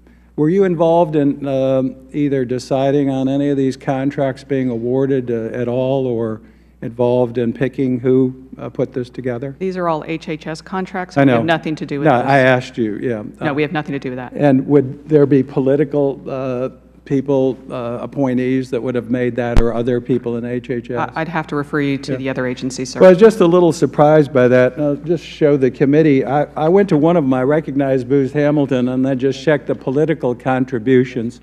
We put up the political contributions. It's quite revealing. Over almost a quarter of a, let's see, that's $1 million to the Democrat side, 287, and $63,000 to the Republican side. It looks like some of these contracts, and this is on opensecret.com, went to political folks, but you're not aware of any of that activity, right? We have no part of any of this. Again, and it might be interesting to go back for the media and other folks to see who got contracts and who were the big players. Finally, are you aware of any requirements for hiring additional personnel or additional space needed to house IRS personnel who will be involved in Obamacare? How much space and how many people? I'm not aware of space issues, but the 2014 President's budget includes the need to have additional IT specialists come in and help us finish the work for 2015. And finally, the amount of capacity, I'm told, of your core data center for most of our 400 IT core data centers, we only use about 8 to 12% of capacity. Do you know what percent of capacity for the data centers, or could you provide it to the committee, is used by IRS currently? That's certainly beyond my I'm knowledge, asking but we if can you could take the provide question it, back. because we find very little has been used for most of those. Again, according to reports Mr. Conley and I have gotten. Thank you. Yield back. Thank the gentleman. The gentleman from Virginia is recognized. Thank you, Mr. Chairman. Now, let's get a few things out of the way here, Ms. Ingram. Have you ever read The Crucible by Arthur Miller?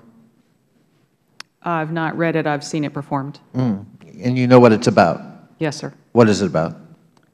Well, I'm from New England, so I'm familiar with the original story. So it's about? It's about the Salem witch trial. All right. So let's get you. You're under oath. Have you been consorting with the devil? Not to my knowledge, sir. Are reports that you can fly accurate? Greatly exaggerated, sir.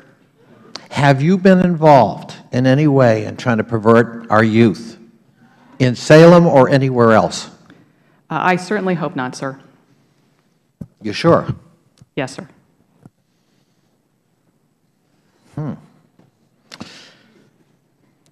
Well, all right.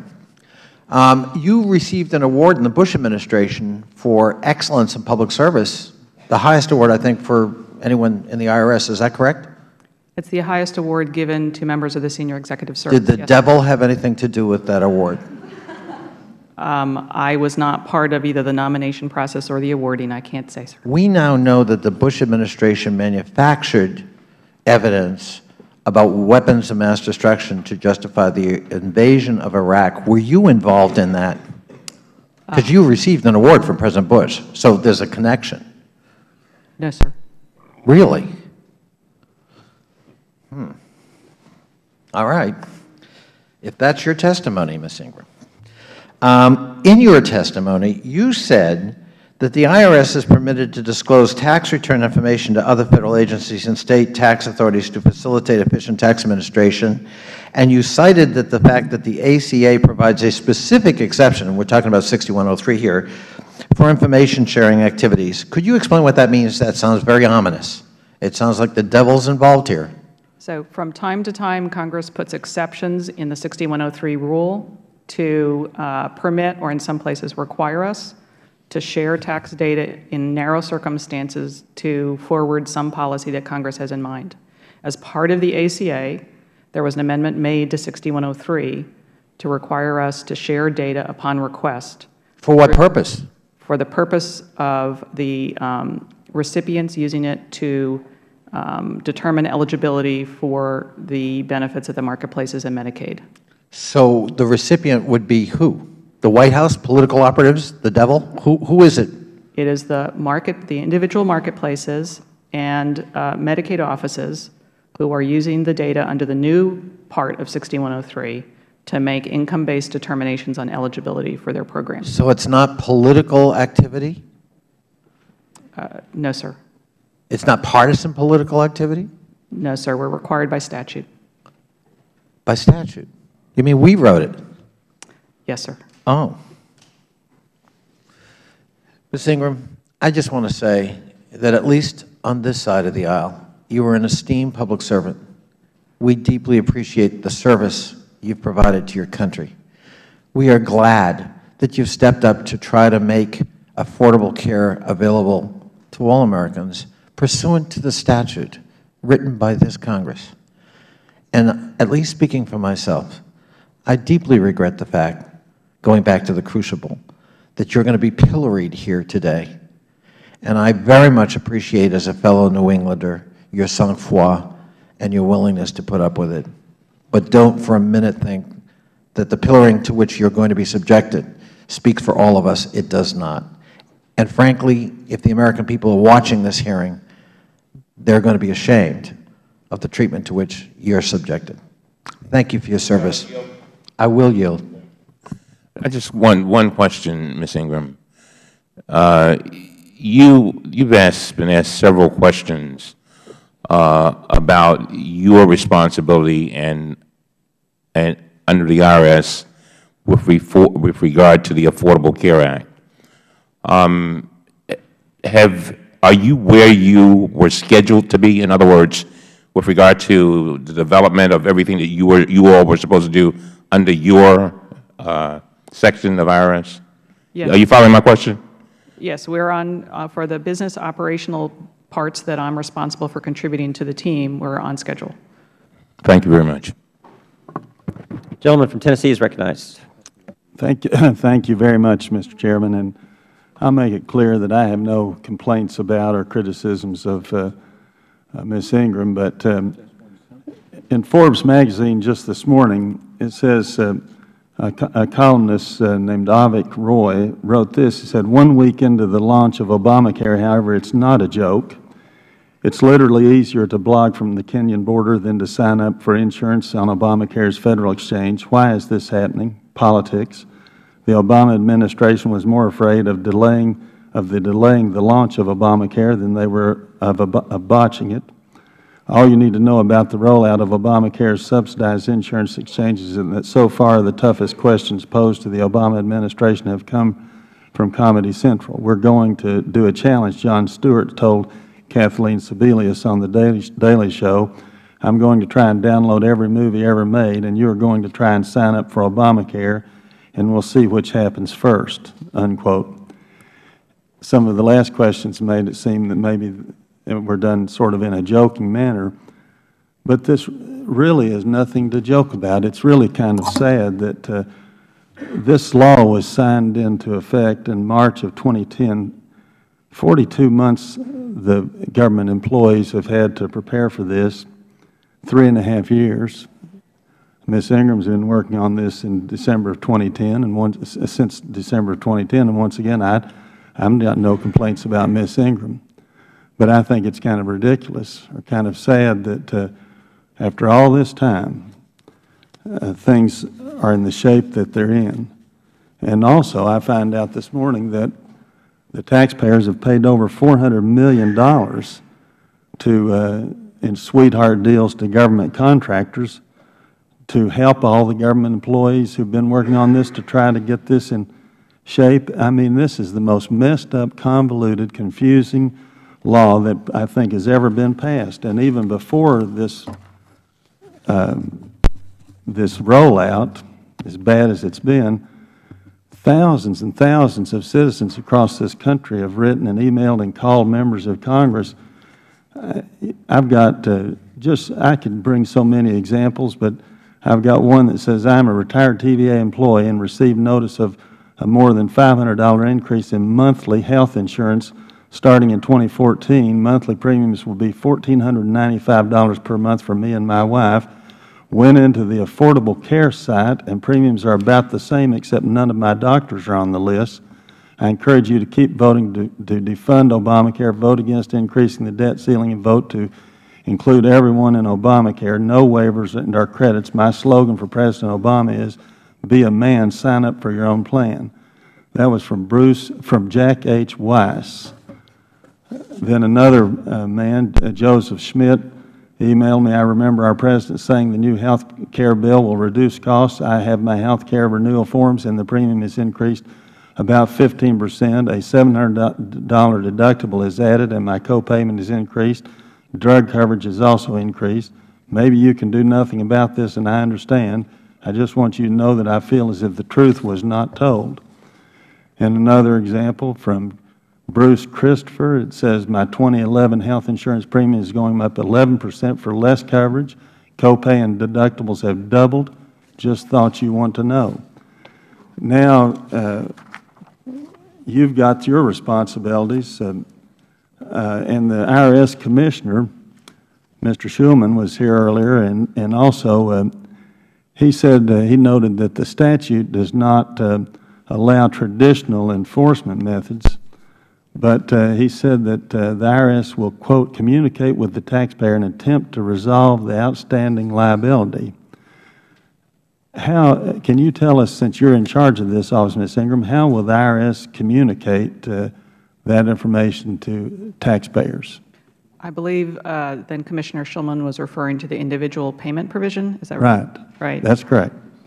So the traditional parts that are not available to us per the statute is that if there is a liability related to that provision, liens and levies and any criminal steps cannot be used for that provision, and we are operationally making sure that that is absolutely true as it rolls out. For the, if somebody is not covered, which most Americans are, or they're not eligible for an exemption, a statutory exemption, which another group is, if they actually have a liability and do not pay it as part of their return filing process, it would be a balance due like other balance dues. And we're very conscious that in the early times there is education to be done. Well, how will you identify the people who haven't complied? I mean, are they supposed to check a box on their tax return, or what's going to happen? We received a great deal of feedback that it would be helpful to Americans who are covered to be able to check a box and know that they were done. So our intention is to give people an easy way as part of their tax filing process to check a box or indicate the exemption that they qualify for, or to calculate the penalty as part of their return filing process. And now you know that all these employer mandates have been delayed. And it was my understanding that the IRS was going to use the information obtained in these employer mandates to do your required compliance work. So were you going to use the information from these that these employers provided? So the information that's relevant to this provision is the information coming from the insurer information reports. And for the first year, the Congressman is correct that that is not mandatory in the first year. We are making sure citizens have the information they need to fill out their returns correctly and honestly, which most taxpayers do, I would like to emphasize. And we will be looking to see whether there are other ways to look at the filing patterns. But our main concern in the first year is to make sure people are educated and know what they need to do. Well, my time's expired. In the second year, we'll have the returns. I just want to say that I feel this is not a joke to the American people, and it's sad that we would have laughter and jokes here in this committee hearing, in my opinion. Thank you. Thank you, gentleman. Gentleman from Pennsylvania is recognized. Thank you, Mr. Chairman. And Ms. Ingram, thank you for coming here today and putting up with our committee, especially right now in an atmosphere on Capitol Hill where there is an utter frenzy to do everything people can think of to get rid of Obamacare before it takes effect, including this hearing. But Ms. Ingram, I want to, in my 4.5 minutes left, I want to see if we can cover the big picture. You are a 31-year employee of the IRS, is that correct? Yes. You were not working at the tax-exempt and government entities part when the targeting of the both conservative and progressive political groups came to light. Am I correct in that? I was not working at TEGE, though I will note that it's true that on paper I still had that title. I saw that. But you didn't know that targeting was going on until after you stopped working in that area. Yes, the first I heard was in the spring of 2012. And you now work on the IRS piece of part of the implementation of the ACA. Is that correct? Yes, sir. All right. You're working 60 or 70 hours a week at that, aren't you? Yes. All right. And you're working in one of the 4 offices of the IRS having to do with implementation and handling of the ACA. Am I correct in that? Yes, sir. Okay, so one office is the Information Technology Division. That's been tasked to provide overall direction and day-to-day management and oversight of ACA-related IT delivery for new and modified systems. Is that right? That's true. You're not in that office, right? No, sir. Another one is the Privacy, Governmental Liaison, and Disclosure Office, which has been tasked to monitor almost 300 Federal and State agencies currently approved to receive tax data and to ensure compliance with Section 6103, the one that had been bandied about a bit this morning, right? Yes, sir. And you're not in that office, are you? No, sir. One is the Office of Healthcare Counsel. This office has been tasked to coordinate the ACA across the Office of Chief Counsel in collaboration with the ACA, ACIO, ACA Safeguards, and ACA S&E PMO. You're not in that office either, are you? No, I'm not, sir. Okay. The one you're in is ACA Services and Enforcement Division, the one that's been tasked to coordinate ACA across S&E operations in collaboration with ACA, ACIO, Associate Chief Information Officer, Healthcare Counsel, and ACA Safeguards. Am I correct in that? Yes, sir. All right. Well, now, we had, if you had questions about those offices that you're not in, it would be more appropriate to bring the people from those offices and question them, would it not? Yes, sir. There's a limit as to what I can provide as to their operations. So, for example, exactly how 6103 information blocking comes up, you'd want to ask the Privacy, Governmental Liaison, and Disclosure Office about that, wouldn't you? Yes, sir, and the lawyers that advise them. Right. But now, let me ask you this. There's an October 4, 2013 letter that Ranking Member Cummings wrote to Chairman Darrell Issa asking that people from all 4 of those divisions be brought here to testify. That was declined. They only wanted you, and they've asked you about all of these other subjects. Do you have any information at your disposal as to why Chairman Issa declined the participation of all these other people who know about these subjects? I've not been a part of any of those conversations, sir. In fact, in the same letter, Ranking Member Cummings asked pointedly if Chairman Issa would also invite Acting IRS Commissioner Danny Werfel, who is charged with overseeing this entire effort at the IRS. And that also was declined. Ms. Ingram, do you know why Chairman Issa declined bringing Acting IRS Commissioner Werfel to answer those questions here today? Again, I haven't been part of any of those conversations, sir. And I guess even larger picture, Ms. Ingram, you don't work at the HHS, which is responsible for the overall rollout of the Affordable Care Act, do you? No, sir. And they weren't invited here to answer questions today. Do you know why that was? I'm not familiar with how the decisions were made, sir. Well, if you have a question about a subject, wouldn't you want the person there that knows the most about that subject to answer those questions? Wouldn't a tribunal that wants to get to the truth of things act that way instead of putting it all on somebody who's only working in one specific area? I defer to the committee. Sorry, sir. Thank you very much for your time, and I yield back. Thank you, gentleman. Gentleman from Utah is recognized. Thank you, Chairman. I'd actually yield to the gentleman from Ohio. I appreciate the gentleman yielding. Just real quick in answering Mr. Cartwright's line of question, I just remind the committee again, we have the ACA Implementation IRS Oversight Board Briefing, May 2nd, 2013, the document we got from the IRS Oversight Board. Ms. Ingram did that briefing. Page 7 of the minutes says, Affordable Care Act update led by Sarah Hall Ingram.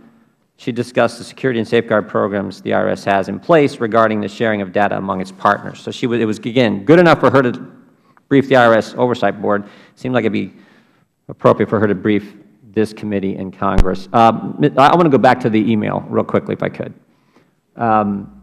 Let's go back. I just want to stress for the committee, the underlying issue here was about 58 different institutions who were suing the government because they believed their religious liberty rights, their First Amendment religious liberty rights, were being infringed upon by the Affordable Care Act. Isn't that correct, Ms. Ingram?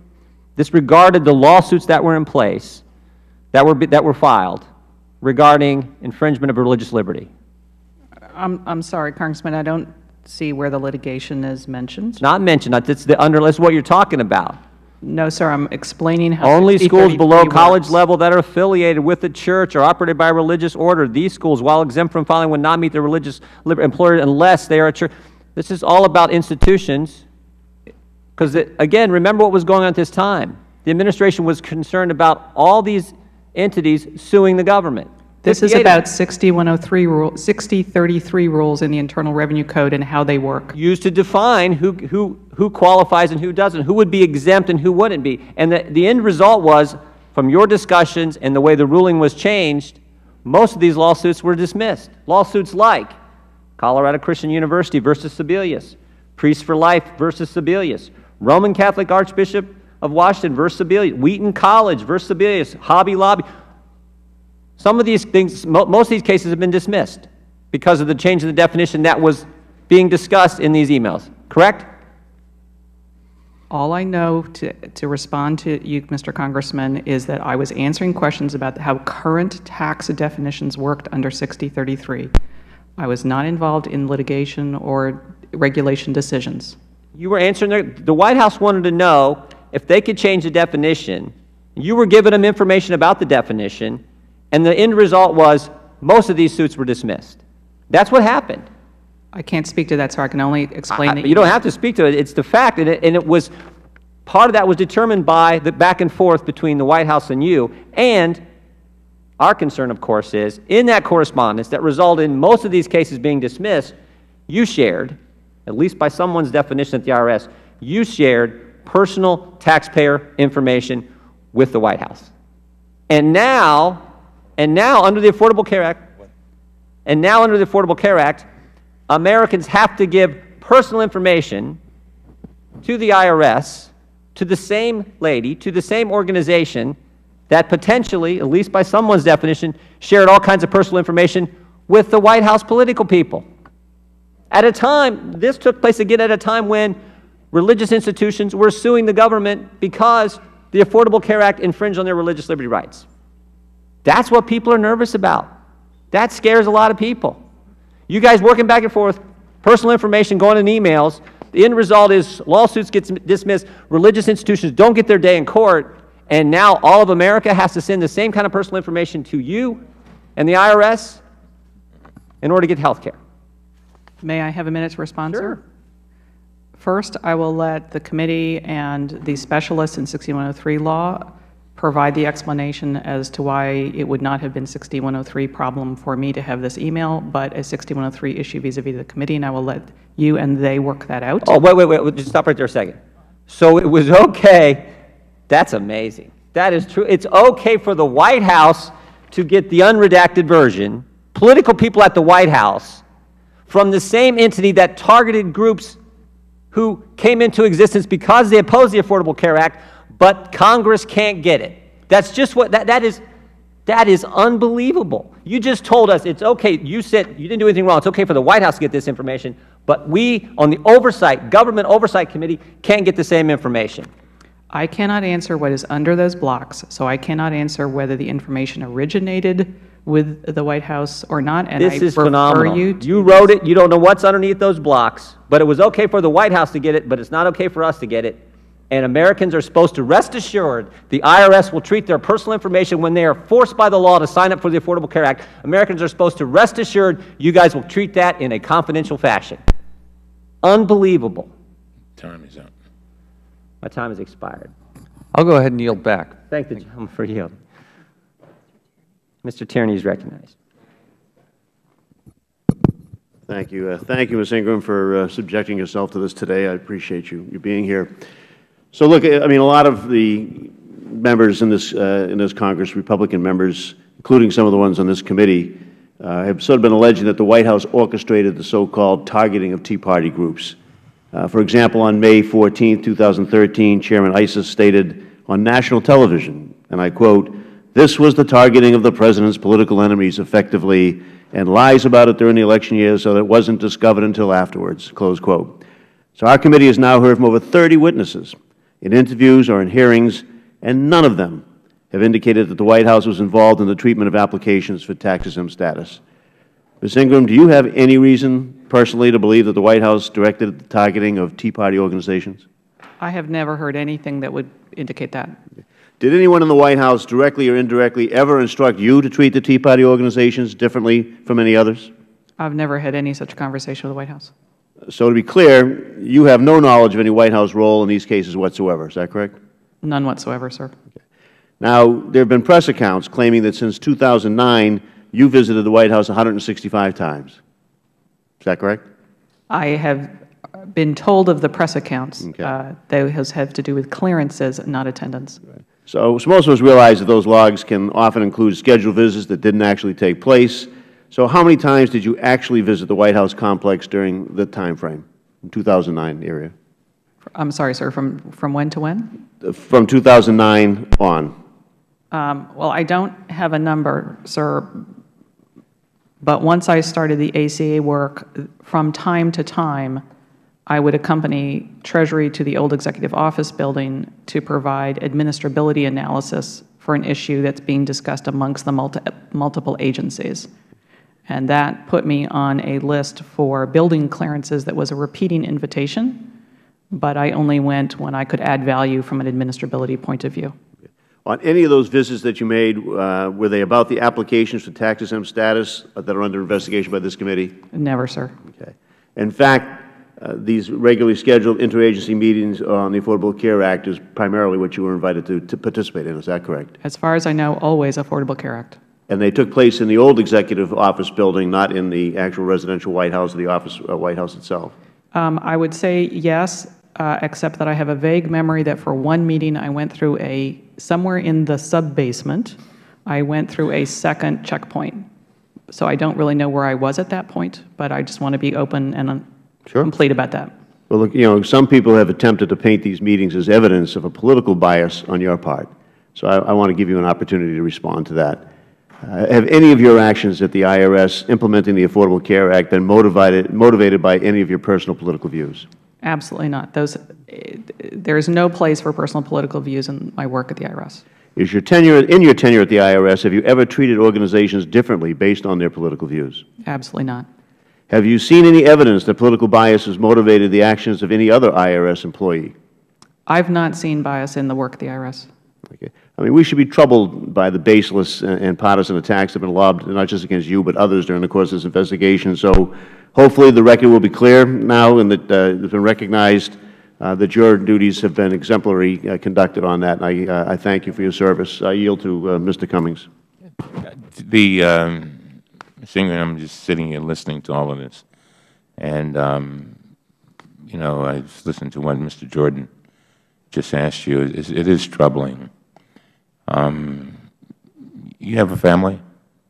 Yes, sir. You married? Yes, sir. You have children? Not my own, thank you. And the reason why I ask you that is sometimes I think we forget that public employees are human beings, simply trying to do a job. People who could probably go out in the private sector and make more money.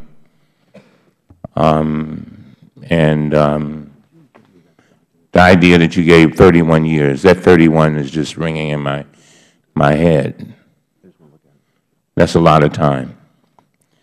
And I want to go back to something Mr. Connolly said. I want you to know you may very well be attacked here today, but this is really not about you. This is bigger than you. And I want you to understand that. Thank you very much. I appreciate the gentleman's comments, and he's exactly right. It is not just about Ms. Ingram. It's about Americans who have to comply with this act. And I would just point out this, too. Lots of people underneath these redactions have families as well, and they had their personal information bandied about like it was nothing. That concerns all of us. The gentleman from Michigan is recognized. I thank the Chairman, and Ms. Ingram, I also thank you for being here to testify. We need to ask questions of a lot of people, and you're one of those. I appreciate the fact of concern from my colleagues on the other side of the aisle that we treat Federal employees like human beings as well, and that's right. That ought to be that way. But I also think about the 59-year-old woman in Jackson, Michigan, who calls my office in tears, single-parent mother, who just was informed by her employer that she was being cut back from her part-time job of 35 hours as a home caregiver to 25 hours.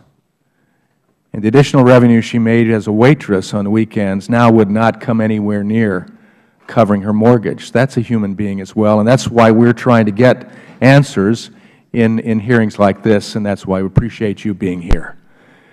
It's also the employer of 54 individuals, human beings in my district, who was told by his insurance carrier that they could not provide coverage for them anymore, for their employees, because they wouldn't meet the requirements of Obamacare. And so that's why these hearings are important, to get to the issues that get the human beings, citizens, taxpayers, people who have dreams and aspirations just as you, Ms. Ingram, and I and my colleagues have as well. And that's important to do this, and not to have a battle that continues to go on about shutdowns, though I believe very clearly leadership on the other side of the aisle relishes this shutdown taking place and the pain that it brings about for political reasons. I ask you a question, moving on, dealing specifically with the employer mandate in the Affordable Care Act and the constitutional opinions that are out there all over the place, that the President did not have the authority to delay the employer mandate. And we're asking for the individual mandate to be delayed for fairness, so we can get it right. But, Ms. Ingram, were you involved with discussions about the employer mandate delay prior to the announcement of the delay in a July 2nd blog post? Were you aware of that? I was asked during that early summer about my views about the administrability of going forward with no relief or going forward with various kinds of relief, and including the input that was coming in from the employer community about wishing to have more time to analyze their data and IT needs, and from the insurer community, and to consider administrability, which I always do, not only from the point of view of the IRS, but from the individual and from the information reporter. Do you know why the administration chose to wait as long as July 2nd to post this delay in a blog? Why that decision was made? I was not in the decision-making process. I provided administrability analysis. Were you involved in the discussions regarding the administration's legal rationale behind the delay? No, sir. So you don't know what factors were considered for him, for our President, to ultimately make that decision? I was not involved in the discussion, and I was told that the decision was made by the Assistant Secretary. Is it true that the IRS will collect Obamacare's employer mandate penalty? When, sir? I'm sorry, in what? When it's in effect, will the IRS, collect the employer's, Obamacare's employer mandate penalty? Yes. Once the information reporting commences, there will be the sufficient information to be able to calculate the tax. So the employer mandate penalty amounts to $2,000 or $3,000 penalty per worker, as I understand what's in the law. Can you explain why the penalty would be $2,000 per worker and when it would be $3,000 per worker? The difference between the two parts of that statute refer to whether the employer offers coverage at all, and that is the smaller amount, but it is a multiple of the number of workers with some subtractions. If the employer offers adequate insurance, then the only question is whether an employee got a premium tax credit who was entitled to it, despite the employer offer. And in that case, the number of people who get the premium tax credit would be a multiple of the 3,000. Does the IRS have to offer the employer an opportunity to review and contest the determination prior to assessing the penalty? As we put in our Q&As on the web and have talked about publicly, the employer has very little ability to calculate that themselves because it requires knowledge of the 1040s and who got a premium tax credit. So we will provide a proposed bill for the employer, including the underlying information, and let them help us correct the data.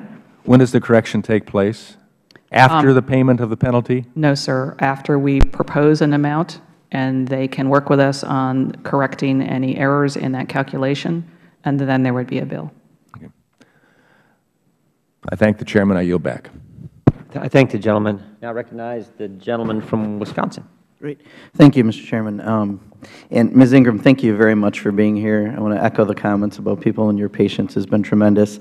I don't really know where to begin, so let me start with, are you of Libyan descent? Not to my knowledge, sir. Have you ever lived in Libya? No, sir. Okay. Have you ever traveled through Libya? No, sir. All right. How about on the Zodiac? Are you a Libra? No, sir. Okay. You know, if you were at all involved with Benghazi, we would have hit the GOP trifecta, the IRS, the Affordable Care Act, and Benghazi. I mean, you would have made anyone who's frowning on the other side of the aisle just absolutely ecstatic. Unfortunately, I guess we don't have the trifecta today.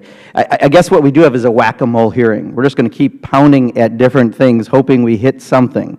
And I think it's been pretty clear from people on this side of the aisle, Mr. Cartwright and our ranking member, but I just want to verify you were not in charge, your job was not in charge of any targeting of Tea Party or progressive groups that this committee's discussed. No, my functional assignments did not include any of that. Okay. And we've seen lots of emails with redacting. You're not in charge of redacting at the IRS, are you? No, sir.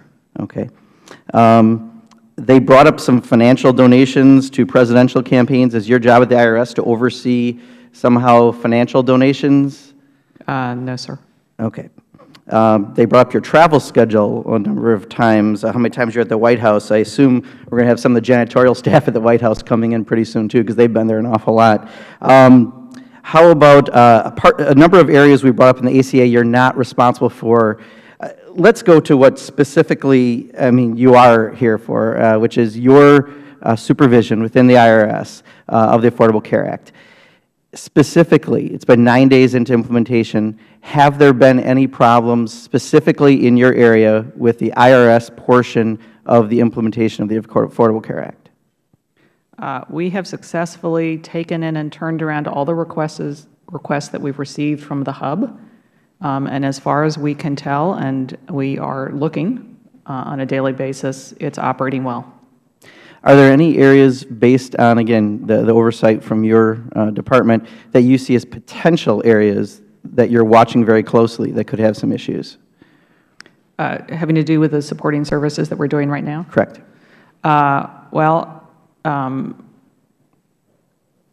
we have two kinds of activities that I'd refer you to in general, because I know about them in general. One is looking at transactions on a sampling basis to keep reassuring ourselves they're working as intended, and that went on not only in the testing phase, but also now that we're operational.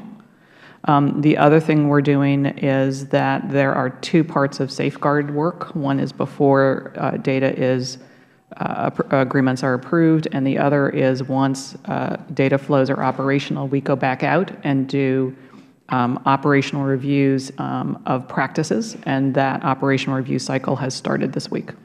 So just as a final, ask the question again, just because it's examining the IRS's role in implementing and enforcing Obamacare, what the headline of this is. As of 9 days now, we don't have problems that you're aware of at this point in your responsibilities within the implementation of the Affordable Care Act. The IRS team is very comfortable that things are operating well at the IRS. Yes. All right. That's great to hear. Again, Ms. Ingram, we really appreciate your willingness to field a wide variety of questions, both relevant and more often than not relevant. And I just have to say one thing to the last committee member who said Democrats relish the shutdown. Actually, we're pretty disgusted by the shutdown. The fact that my small businesses can't get SBA loans right now, about $80 million went into my community last year. That's pretty disgusting that they can't, grow jobs and grow the economy. The fact that veterans may not get benefits because we're holding our breath right now in Congress is pretty disgusting to me. The fact that Head Start kids in my district, including in Beloit, Wisconsin, where the day after I was there visiting, a bullet went through their window. It's in a pretty tough neighborhood. The fact that they're going to not have funds is pretty disgusting. The fact that I have so many Federal employees who are furloughed and aren't working, I don't relish that. I'm pretty disgusted by it. And the fact that this country, it's costing $160 million a day while we're in close down is not something the Democrats relish. And I just think that I just want to clear the record. I don't think there's a single person here who would say they relish the shutdown. Would the gentleman yield? Sure. Thank you. I thank the gentleman. Just to clarify it, my comments about that relishing goes to the leadership in the Senate as well as the White House, the President, who are unwilling and made it very clear they will not negotiate. We have worked together to pass bills to deal with all of the things you mentioned. We've passed them, sent them in a bipartisan fashion over to the Senate. It is time for us to stand together and ask the Senate and the President to show leadership and negotiate to a solution, and I want to see that as well. Sure. And all I would add to that, if I can, to respond, thank you, Mr. Chairman, is the fact that, I believe, and I serve on the Budget Committee, for 6 months we've been asking people since March 23rd, when the Senate passed a budget, to sit down and have a conference. And when at 20 minutes to midnight on September 30th, finally the idea comes together to sit down, I don't know if the finger pointing goes to the Senate leadership or the President. Thank you, gentleman. Now I recognize the gentleman from Oklahoma, Mr. Lankford. Thank you, Ms. Ingram. Thank you for being here. You get a chance to walk through some questions. I want to talk through some of the process issues of the implementation on this. Was the IRS ready to be able to implement the business mandate, the employer mandate, as far as tracking through penalties, tracking through whether they're covering employees? Were they prepared for that? Because the transition relief mentions that we will be ready to take in information returns from anybody who would like to voluntarily try doing that in the transition year, the work is the same for us either way. Okay, so right now the IRS is fully prepared to be able to do what it needs to do. Obviously, you're taking in voluntary information now, or you will in the months ahead. No. I'm sorry. No, but I'm saying the IRS was ready for it either way. The administration made the decision, business mandate, we're not going to do it this year based on businesses. We're not ready to do that. Insurance companies are not ready to do that, not because the IRS was not prepared. That's right, but it would have been 15 months away in any case before anything was being filed. Correct, because of the forms and such as they're coming out. Is it an expectation that from the IRS that starting 2015, let's go to 2016, whatever year we've got full rollout, that individual businesses will have to list or report individuals within their company that were offered qualified health plans during the course of the year and what months that they were offered those plans? If the business is of a sufficient size, yes, sir. So if they're 50 or more, is that the size we're dealing with? Roughly, yes. So if they're 50 or more, they're going to have to report, starting in 2015 or 16, whatever year that may be that we're in full implementation, every individual that was offered qualified health insurance the months that they were offered that. Every full-time employee per the statute. So again, going back to the $2,000 penalty or $3,000 penalty, you said that business really won't know that until the 1040s are in for the individuals. So there's an expectation that the business will report what individuals are there if they were offered qualified health insurance. The 1040 from the individual will then show whether they've got the subsidies. Those come together, and then at some months later, it comes back to the business. You owe an additional amount of penalty because an employee of yours received a subsidy and was not eligible for that. Is that correct or not correct? We would provide them with the results of that matching. How long do you think that would take? There are a number of different ways that we might do it. We haven't settled on exactly how we would do it, but we have heard from the business community that it would be helpful to them to know relatively promptly. I would assume that's the challenge is for a business to try to budget and plan for the next coming year to see how that works. If an individual starts receiving the subsidy, I understand the subsidy is going to the insurance company, not the individual. I understand that. Individual signs up, begins to get the premium support that comes to the insurance company to help provide for that, but the individual stops paying their portion. How long will it be before the IRS is notified that this individual has stopped paying their portion, whether they got a job and they just didn't call the insurance company, the new job provides insurance, or whether they just decided, you know what, I don't want to pay this anymore? How long will payments continue to move to that insurance company? So the entire process for the setting of those credit payments and the process for what happens when somebody stops to pay or the insurance goes out of effect is all a process that goes on between HHS and the marketplaces and the insurance companies. The IRS is not involved in that. The information the IRS receives is from the marketplaces, which will have the record of what amounts have been paid appropriately, which is based on— So is Treasury notified at some point to stop doing payments? They're notified by HHS or notified by IRS, or how are they notified? They're not notified by the IRS. We're not involved in the advance portion. But yes, the information will flow, is supposed to flow up and down, and I refer you to HHS on the specifics. Okay. Let me ask you a question as well. There's a $2,000 fee, penalty, tax, whatever we want to call it, if an employer does not provide health care at all to an employee. If an employer provides full health care, everything, except some of the things on the preventative services list that's been identified by HHS, that penalty, if I'm reading this correctly, is $36,500 per employee. So it's $2,000 if they provide nothing, but if they don't provide any one thing on the preventative list, but they provide everything else, it's $100 a day. That's $36,500. Is that correct or not correct? I'm not entirely clear on what the second amount is that you're referencing. Well, there's a $100 a day penalty for not providing everything on the preventative services list. And that preventative services list is rather long for men, women, children. Here are the things that have to be provided in your employer-provided health care. So there's a lot of question out there from a lot of employers that if they miss one of those, or if for religious reasons they choose not to provide one of those, if they don't provide it at 100% coverage paid for by the employer, they're not fined $2,000. They're fined $36,500. It's $100 a day. I'm going to have to take the question back for the lawyers, including the Justice Department. I would very much appreciate this because this same question has been asked by multiple employers in my district. They can't get anyone at IRS to answer the question. They continually ask this question, is this really $100 per day per person? In fact, it's actually per person that is affected. It's not even per employee. So if that employee has children, their assumption is it's also $36,500 per child as well. No one will give them the answer from IRS on what that penalty is and how it stacks up. All that they get is a stall from it, and we've got to get some clarification because there are an awful lot of businesses that are out there that do have a problem, whether for religious reasons or other reasons, and if they miss one, that's a pretty big hit. That's no longer just a fee or a penalty. That's actually punitive, $36,500 per person.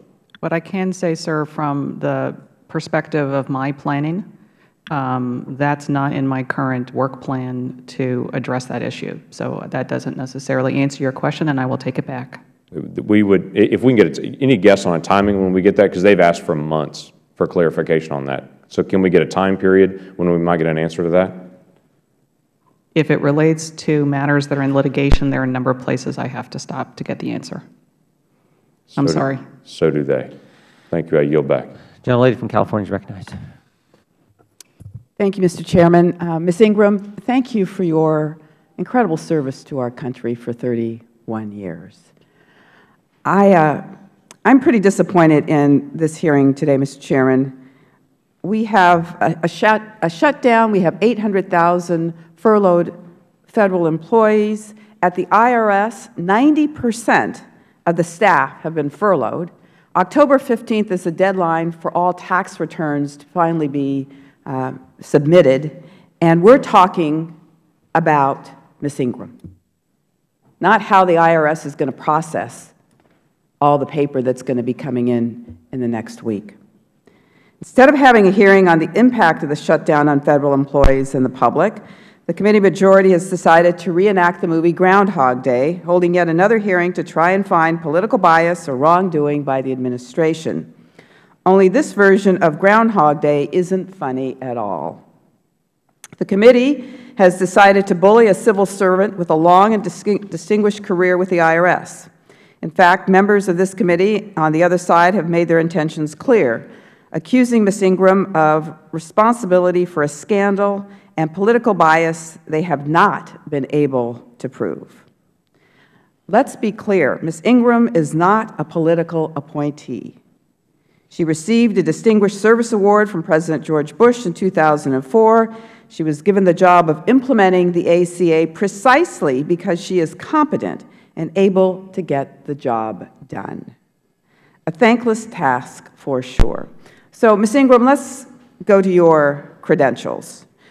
You have been a staff person within the IRS for 30 years. Is that correct?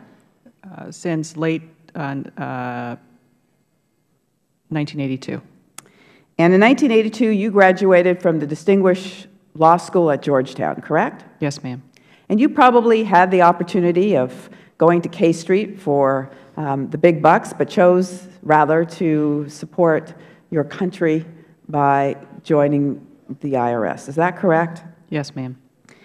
And you've served in that capacity since the administration of President Reagan. Is that correct? Yes, ma'am. So every administration since then, Republican and Democrat, you have been in service to this country at the Internal Revenue Service. Yes, ma'am. It has been charged that you are responsible for targeting Tea Party organizations seeking tax-exempt status. In fact, Republican House member Tim Griffin accused you of being, quote, directly in charge of this targeting. He said this, and I quote, she provided horrendous customer service under her watch, and now she's going to do the same implementing Obamacare. Ms. Ingram, I want to give you a chance to respond to that attack. Were you directly in charge of targeting Tea Party groups? No, ma'am. Were you involved in any way, shape, or form in targeting of Tea Party or other groups at the IRS? No, ma'am. So where would Mr. Griffin get that kind of flawed information? I think the fact that on paper I was left on the prior position confused many people, and the fact that in the spring of 2012, Steve Miller asked me to sit in on a few meetings and listen has caused some confusion for some people. But I had a more than full-time job at ACA starting in December of 2012, and only on an occasional basis perform particular tasks when requested by Mr. Miller, usually having nothing to do with EO. Okay, it was December 2010, wasn't it? I'm sorry, 2010, yes. All right. So in 2004, President George Bush awarded you the nation's highest, I repeat, highest civil service award, the Distinguished Executive Presidential Rank Award. Is that correct? Yes, ma'am. And this award was for your outstanding tax law leadership and highly effective efforts to combat terrorism financing. Is that correct? Yes, ma'am. I think we have a picture of you with President Bush. Can we put that up? Probably hard to see where you are, but I've been told that you're right under the... Would the gentlelady yield? Is that the personal meeting that she had with the President? Who are those people that are watching that one-on-one personal meeting? I didn't say it was a personal meeting. Oh, okay. So I said she was being awarded this Distinguished Service Award, the highest civil service award that you can receive in national service. were all the other people receiving the same award in that picture? I'm not sure. Well, the gentlelady's lawyers provided it. Maybe she could tell us. Were they all recipients? Every year, somewhere, but I believe my year it was roughly 55 or 60 recipients. Okay, 55 or 60 recipients out of how many members of the federal employment, or is this within the IRS? Oh, no, not just IRS. So this was within the entire federal employment of 800,000 people. There are 50 that are selected, and she was one of them. Is that correct? This is an award given to a small number of people who are part of the senior executive service. I don't have the exact number of the total senior executive service in the federal government. But it is an extraordinary large number of people, and you were recognized as one of a handful of people who has done extraordinary work. And while my time has expired, Mr. Chairman, I would like us to explore, maybe in greater detail, her work in combating terrorism financing, because we know that that is a profound, profound risk that we are dealing with in this country. I yield back. Thank the gentlelady. We now recognize the gentleman from Arizona, Mr. Gozar. Thank you, Mr. Chairman.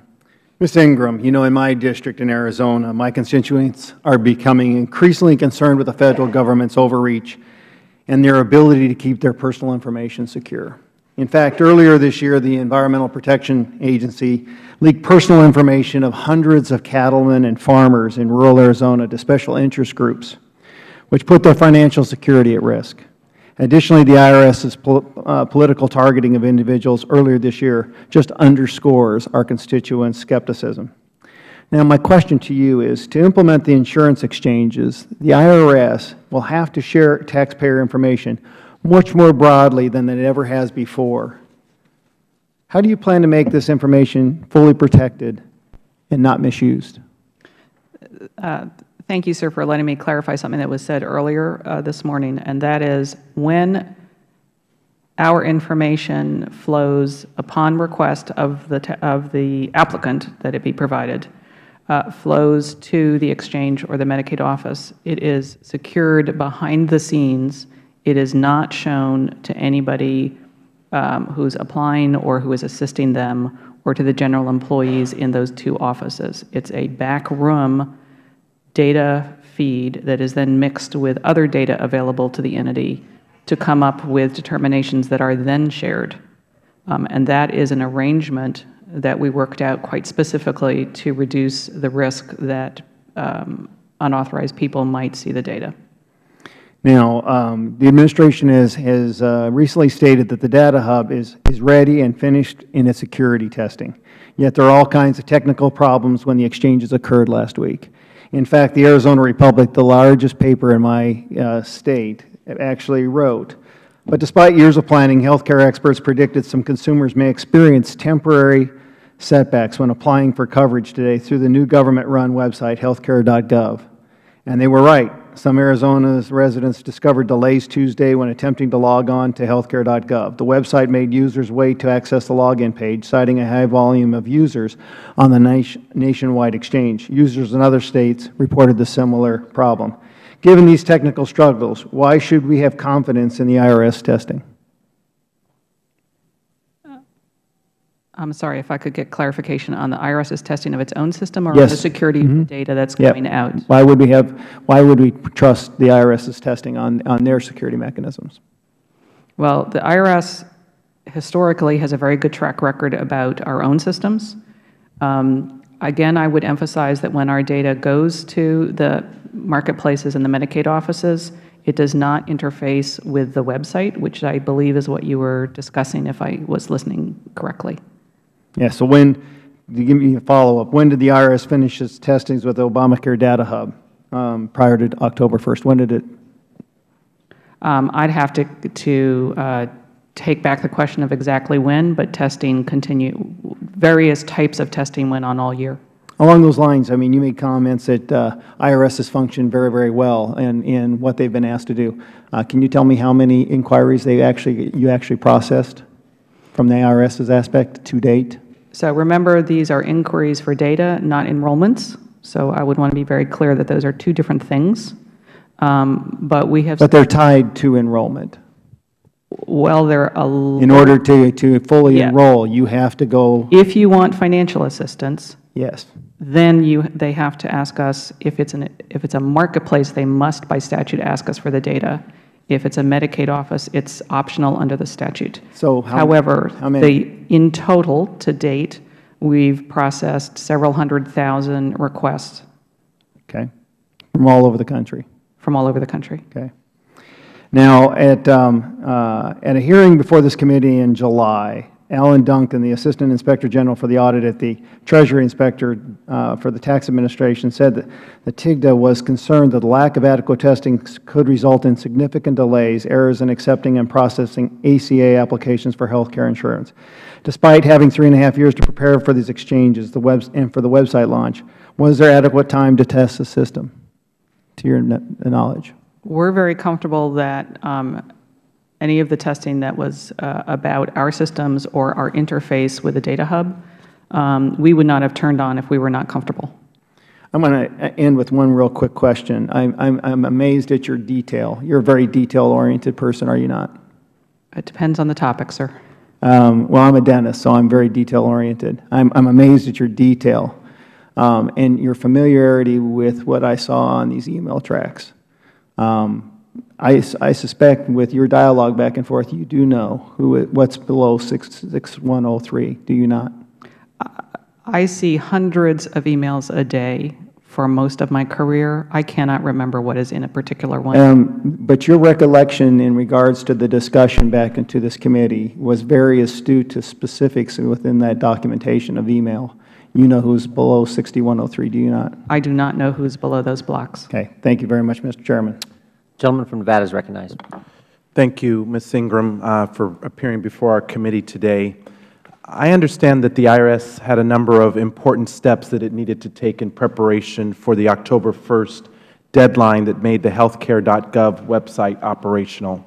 In addition to getting the technology ready so that the IRS could share the data required to determine eligibility for premium tax credits, the IRS also had to ensure that the exchange of information would protect the privacy of taxpayer information. So I want to ask, you are one of 4 senior executives at the IRS who run different parts of the implementation of the Affordable Care Act, and you're one of them, correct? Yes, I'm one of 4 principal ones, but there are people all over the IRS. And out of the 4 executives, one of those executives is responsible for getting the technology operational, and another is responsible for ensuring that the taxpayer information remains protected. Is that correct? Yes. So Ranking Member Cummings asked the Chairman to invite your counterparts at the IRS to attend this hearing today to testify as to their responsibilities, but the Chairman declined that request. He also apparently directed them not to attend the hearing or even sit behind you in case questions came up. Nonetheless, I have questions, and I'm just going to forge ahead and hope that you can answer some of them. First, the ACA requires the IRS, HHS, and other Federal agencies to share taxpayer information. Can you explain why that data sharing is necessary? My understanding, my understanding is that the reason that the IRS was put into that process of the enrollment process was to provide a data foundation from most recently filed tax returns to start the conversation at the marketplace about what the best prediction of the following year's income would be. But the statute also contemplates that marketplaces might have multiple sources of income data and also take into account what the individual says. All we are required to do is, when asked, provide the limited data points. So given the different agencies involved, what measures has the IRS implemented to ensure the taxpayer information is protected? Well, I'm going to stay very high level, and if there are more detailed questions, I will have to take them back, and we'd be glad to provide the committee with more detail. In general, the IRS has a safeguarding program that has been around for decades and does and oversees agreements having nothing to do with ACA with over 300 or something state and federal entities, and that program was brought as normal to a new data sharing mandate in the statute. And in addition, I understand the safeguards people were involved in conversations with HHS and the states very early on to ensure that what they needed to see before they certified would be in place. A lot of educational stuff, helping them build stuff into the design of their systems, on-site visits, whatever. But there's a whole lot of stuff, and for the detail, I would prefer to take the question back as a QFR response or something. On one of my other committees, the Cybersecurity Subcommittee of Homeland Security, we've learned that the data hub will not actually store information, but instead will essentially be a pass-through that routes information to authorized users. Is that correct? That's right. Think of it as an envelope being carried by a mailman. So will the applicant or the person on the other end of the computer screen be able to see the taxpayer's information, or do they just get a ruling on the eligibility of income? The agreement that we insisted on for anybody receiving this data was that the tax data would not be displayed. And we have looked at how the websites at the recipient level are being built in order to assure ourselves of that. I can't answer the question of whether there's a variety of how the bottom line determination is communicated on the screen.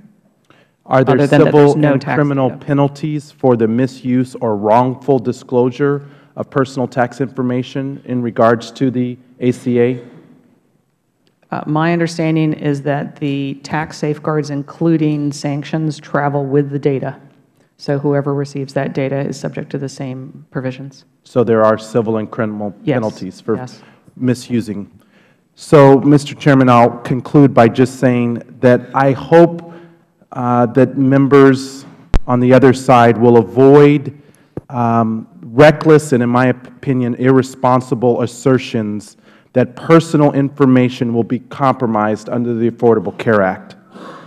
Just as current tax law requires, individual and corporations share this information with the IRS every day.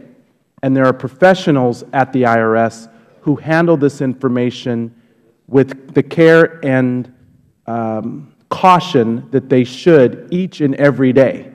And if they fail to do so, there are criminal and civil penalties that they can be held against them for any breach of that information. Would the gentleman yield? No, I'd like to conclude my comment. And so the point I'd like to make is that it's irresponsible and reckless to somehow suggest that this personal information is going to be compromised. You all file your tax returns every year. It's information that these professionals handle with care. And we need to not raise these alarmist concerns when the data doesn't support the assertion. I yield back my time. I would just say this. We don't know that it will be compromised. What we do know is that someone at the IRS thought it already was. Now I yield to the gentleman from North Carolina. Well, I thank the Chairman for making that important point. I appreciate my colleague going very far out on the line to pledge to the American people that their personal data will not be breached. I hope the gentleman's right. I hope the gentleman's right. But I fear that it is not going to be right. The question with data security is a very major one for not just for government, but private corporations in America and around the globe. The question of data security is a complex one, obviously. And it's oftentimes not a question of if you'll have a data breach, but when, and the depth and the breadth of that data breach. Would the gentleman yield for just a question? Sure. I thank the gentleman. You know, the other gentleman wouldn't yield, but, you know, I couldn't help but remember the National Organization for Marriage that saw their donors list released by the IRS, and the answer was it was inadvertent. And my understanding is no civil or criminal penalties occurred. Nobody was punished for inadvertently releasing and then those contributors being contacted and harassed. I thank the gentleman for yielding. Thanks. You know, recent media reports reveal that the health insurance exchanges, I mean, for the words I get from my constituents about how long it takes to first log on, to even get a website available so they can log on. I tried for 3 days to actually get to a log-on page and was unsuccessful. But once they get in, there's a concern about whether or not the rates and the subsidy amount are correct. Do you have concerns about that? The IRS does not have a role in that part of the operation, so I'd have to refer you to HHS. So in terms of the subsidy amounts, you would not have any role? Whether our responses when we are queried are correct, I have a high confidence level. I don't know exactly what part of the process is being referred to. Does the IRS calculate the subsidy amount? We offer a service that the marketplaces are not required to use based on anonymous inputs, do a math calculation as a service. That's all we do. Oh, you don't, you have, so in my state of North Carolina, we're under the Federal Exchange because we chose to not create one at the state level. So the calculations that they're receiving, my constituents are receiving after they log on and give all their personal identifying information, IRS has no role in that? I believe that the Federal Exchange is using our computation service. Oh, so you are involved then. But we are not, we get anonymous set of data points, provide the math, and give it back. We're not part of either the citizen selection of how much of that they want to take or how that interacts with the actual premiums on the policy they select. So I just want to be clear about what part we do and what happens after we respond. Okay. So, all right. So if you're saying you're not involved, it sounds like you are somewhat involved in this. I'm not familiar with what part of what you were discussing is not working, so I can't speak to whether our part interplays with it. Well, then let me just give you a few stories, and as a result, because I didn't find your answer in any way satisfying, but here are the stories from my constituents. Michael from Conover had waited for hours to first log on, and then it took him hours to set up an account on the Federal Exchange. And then, unfortunately, with the repairs over the weekend, saw it deleted, so he had to start over again this week. Mike from Hickory saw his premiums rise from $388 to $650. Phil from Forest City saw an increase, even though the policy was unchanged, saw an increase of 42%. Phil from Forest City, and he's determined that the policy may actually be worse than it was previously. Erica and her 3 kids saw their premiums rise from $481 to $847. Matthew from Asheville saw his premiums rise 285%. Curtis from Shelby saw his premiums essentially double from $549 to $1,077. So when people talk about Obamacare and all the rhetoric here in Washington and what we see out of the IRS and the implementation here, I'm more concerned about the families that are impacted in my district. We want people to have access to affordable health insurance, but these rates are simply not affordable. And the fact that the IRS is a huge implementing agency does not actually give my constituents any great deal of reassurance about the Federal role here. And so with that, I yield back. I thank the gentleman. We now go to the gentleman from Illinois, Mr. Davis.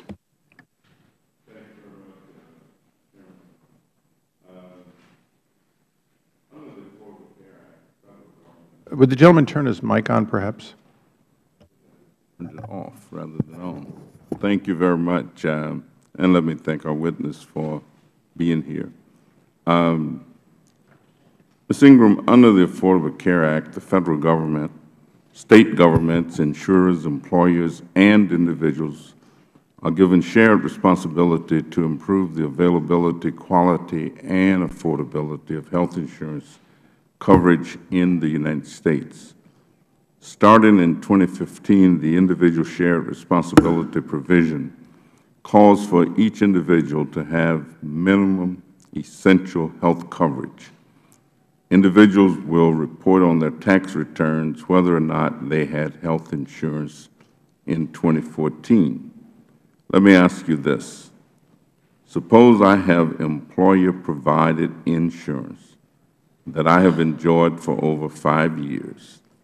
I like my coverage. I have no desire to change my coverage. When I file my taxes, will it be easy as checking a box on the form to say that I have employer coverage and am therefore in compliance with the requirement? Like most Americans, you'll be able to just check a box. So many individuals in the United States have health coverage today that would count as minimum essential coverage and will not need to do anything more than continue the coverage that they have. For those who do not have coverage, who anticipate discontinuing coverage, or who want to explore more affordable options, the health insurance marketplace has opened this month for every state and the District of Columbia. Can you explain what qualifies as minimum coverage? If somebody does not have employer coverage or does not have coverage through a government program like the Veterans Administration or Medicaid or Medicare, and I would suggest they do two things. I would suggest they check out the marketplace that they have access to, depending on where they live, what kind of marketplace that is, and see whether something there works.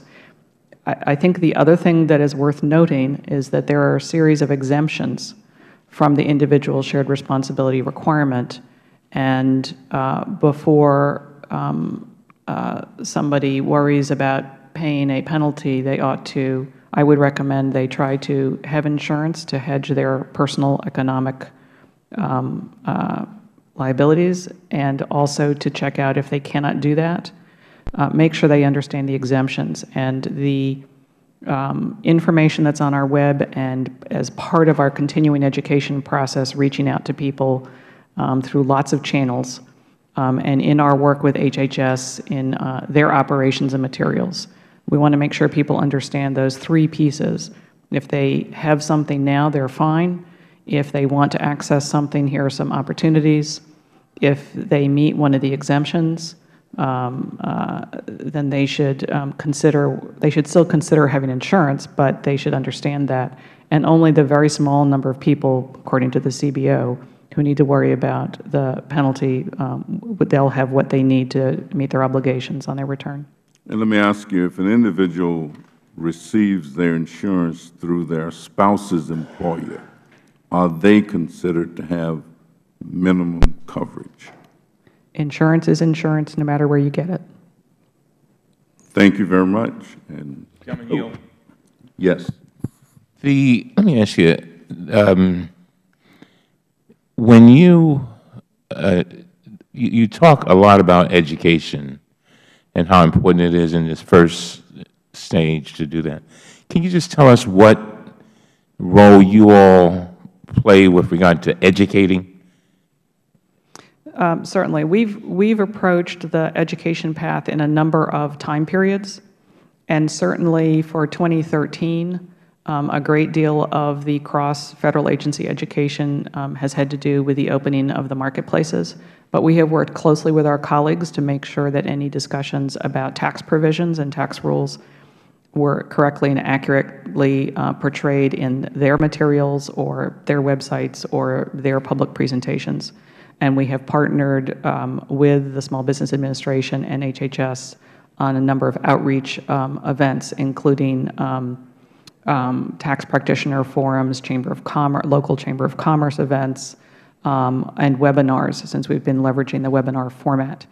As we go into 2014, and certainly as we approach the 2015 filing season, a great deal of the education is specifically about tax provisions and specifically about the tax returns that would be filed in early 2015. And so the focus shifts over time about which pieces of topic and which avenues of outreach and the volume of educational efforts. So it evolves over time. I just want to be clear that there are phases.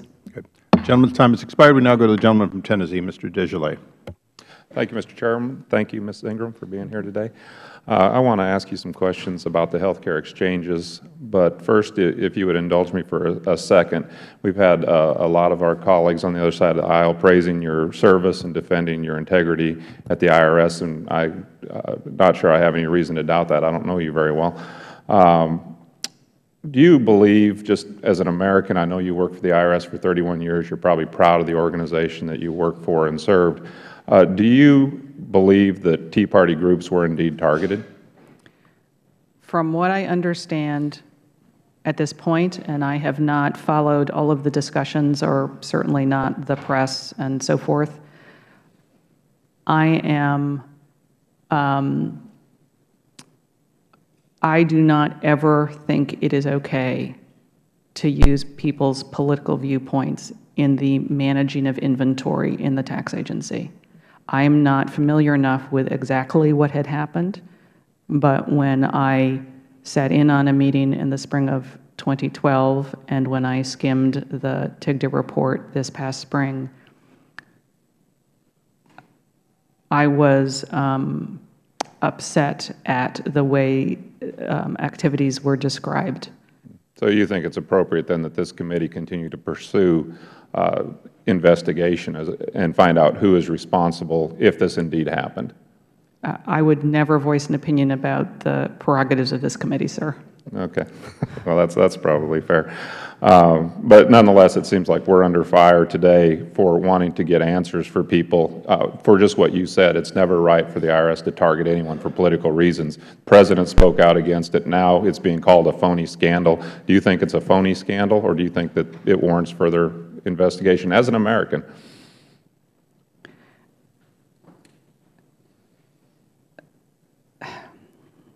Sir, I don't personally engage in the public debates either about investigations. Do you have an opinion? Over my career, when there have been any questions or allegations about something not going right, and particularly if there is a whiff of any kind of personal bias, which I have not heard, but any concerns about allegations about the appropriate handling of cases, I have always thought that TIGTA was the appropriate place for me to turn to ask them to look into things, and I understand that they're part of this process. Okay, well, let's talk about some of the problems that we're encountering with the rollout of the healthcare exchanges. I'd like to ask unanimous consent to enter a Wall Street Journal article dated September 19, 2013 into the record, Pricing Glitches Affect Rollout of Online Health Exchanges. Without objection, so ordered. Okay. This article references the fact that less than 2 weeks before the launch of insurance marketplaces created by the Federal Health Overhaul, the government software can't reliably determine how much people need to pay for their coverage, according to health insurance executives and people familiar with the program. For people familiar with the development of the software that determines how much people would pay for subsidized coverage on federally run exchanges said it is still miscalculating prices. Test calculators initially scheduled to begin months ago only started this week at some insurers, and there was a statement that there's a blanket acknowledgement that rates are being calculated incorrectly, according to a senior health executive who didn't want to be named, said our tech operations Our tech and operations people are very concerned about the problems they are seeing and the potential of them to stick around. So according to the GAO, the Federal Government spent $400 million to develop the Federal Exchange Data Hub.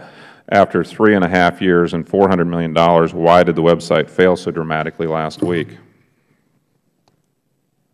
The IRS isn't part of any of those activities, sir. I'm sorry. Okay. Are there any plans to provide relief from the individual mandate for individuals who are unable to access the Federal Exchange and obtain minimal coverage or essential coverage? I would posit that it's a little early to even have that conversation. Well, let me ask this. Do you think that you could have been better prepared to implement all of this if you had another year? The IRS? No.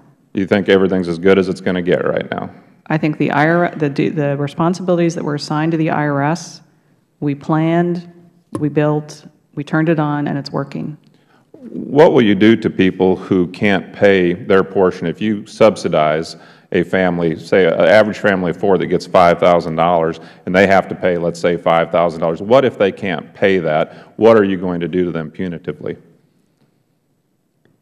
What is the only thing that is of interest to the IRS in administering the individual responsibility payment is which months that family has insurance in effect.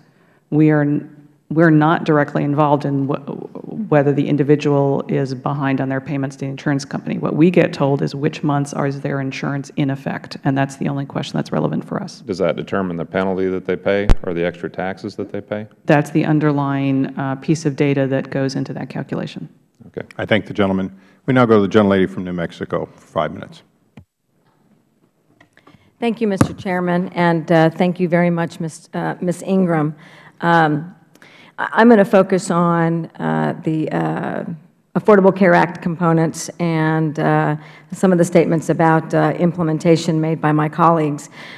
Today, every Federal employee that is furloughed or government program that is disrupted as a result of the government shutdown is a casualty in my colleagues on the other side of the aisle's effort or their war to kill the Affordable Care Act and prevent millions of Americans from signing up for affordable health care insurance. And today, I've listened to the focus really on the HHS component of the web design and whether or not people can get on. And I'm just going to go back to a couple other issues. One, while I wasn't here in Congress, I'm clear that there have been several congressional mandates and significant, in the billions, appropriations to both DOD and VA. And as part of those investments, they're required to share information that would address the backlog. They're supposed to do electronic medical records, and they have not. And as far as I know, are really nowhere close to getting that resolved. But I have not seen this sort of effort to repeal or pull back any efforts to make sure that you're assisting veterans in that regard. As part of the stimulus package in 2009, all public and private health care providers have to adopt electronic medical records if they're going to participate in Medicare and Medicaid, and that is virtually every health care provider. And they have to do that by 2014, and in fact, if hospitals don't do that, as an example, they will be penalized in 2015. And I can tell you that as recent as a new Congress member, having to navigate my health care from my district in Albuquerque and here, I still had to go get a hard copy, if you will, of an X-ray to get it here, despite these mandates and the incentive payments made available to these health care providers to be able to share electronic medical information and to provide it to me. So like the Forbes article, I can be in a third world country and access my bank records, but I still can't get an electronic medical record or my personal medical records. The point being, one more maybe, Medicare. The enrollment for Medicare Part D was a nightmare. I was running the Department on Aging in New Mexico, and I got hundreds of phone calls a week from seniors who were dismayed, who were upset, who couldn't figure out which plan that they had to enroll in. They got limited enrollment phases. It was difficult to enroll. They got kicked off. They picked a plan. Then that plan changed the formulary, so the drugs that they needed were not on. Folks that were getting benefits from their states and their Medigap plans were dropped from those benefits. It was really awful.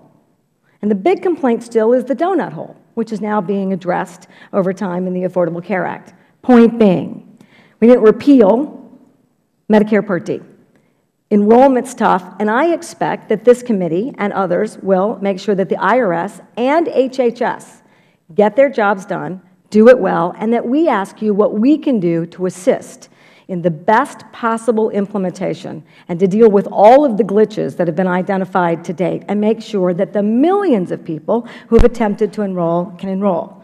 And so my last, with just because I've made a statement that's way too long, trying to make sure that this anomaly that my colleagues identify that's just the Affordable Care Act exists in almost every large reform that we have done, but I've seen no effort to pull back and repeal. Is it your understanding typically that most Americans are happy when they know they can get a tax credit of any kind? Yes. And when they're applying for those tax credits, that they're pretty effective at figuring them out and contacting you or their accountants or getting whatever help or going even to AARP to make sure that they get the access to that credit or that subsidy? We try to make sure that everybody knows what obligations and what benefits they may be eligible for, and we try to equip them and their advisors to make that process as easy as we can, just like the rest of the tax return that we make the similar effort. Will the gentlelady yield? I will. Do the taxpayers ever see any of that subsidy, or does it go directly to the insurance companies? There are two ways the taxpayer can access the assistance. If they need help meeting their premiums on a month-to-month basis as they go along, then they may find the advance payments convenient. Those payments go to the insurance company, and they are billed by the insurance company only for the balance. If for some reason somebody thinks from whatever source that they can make their payments themselves, there is also an opportunity to, if they qualify when they file their return, to ask for the credit at that point. It will depend on someone's personal economic decision which way they want to do it. I thank the gentlelady for yielding. Absolutely. Mr. Chairman, with your thank you, permission, I'll be brief.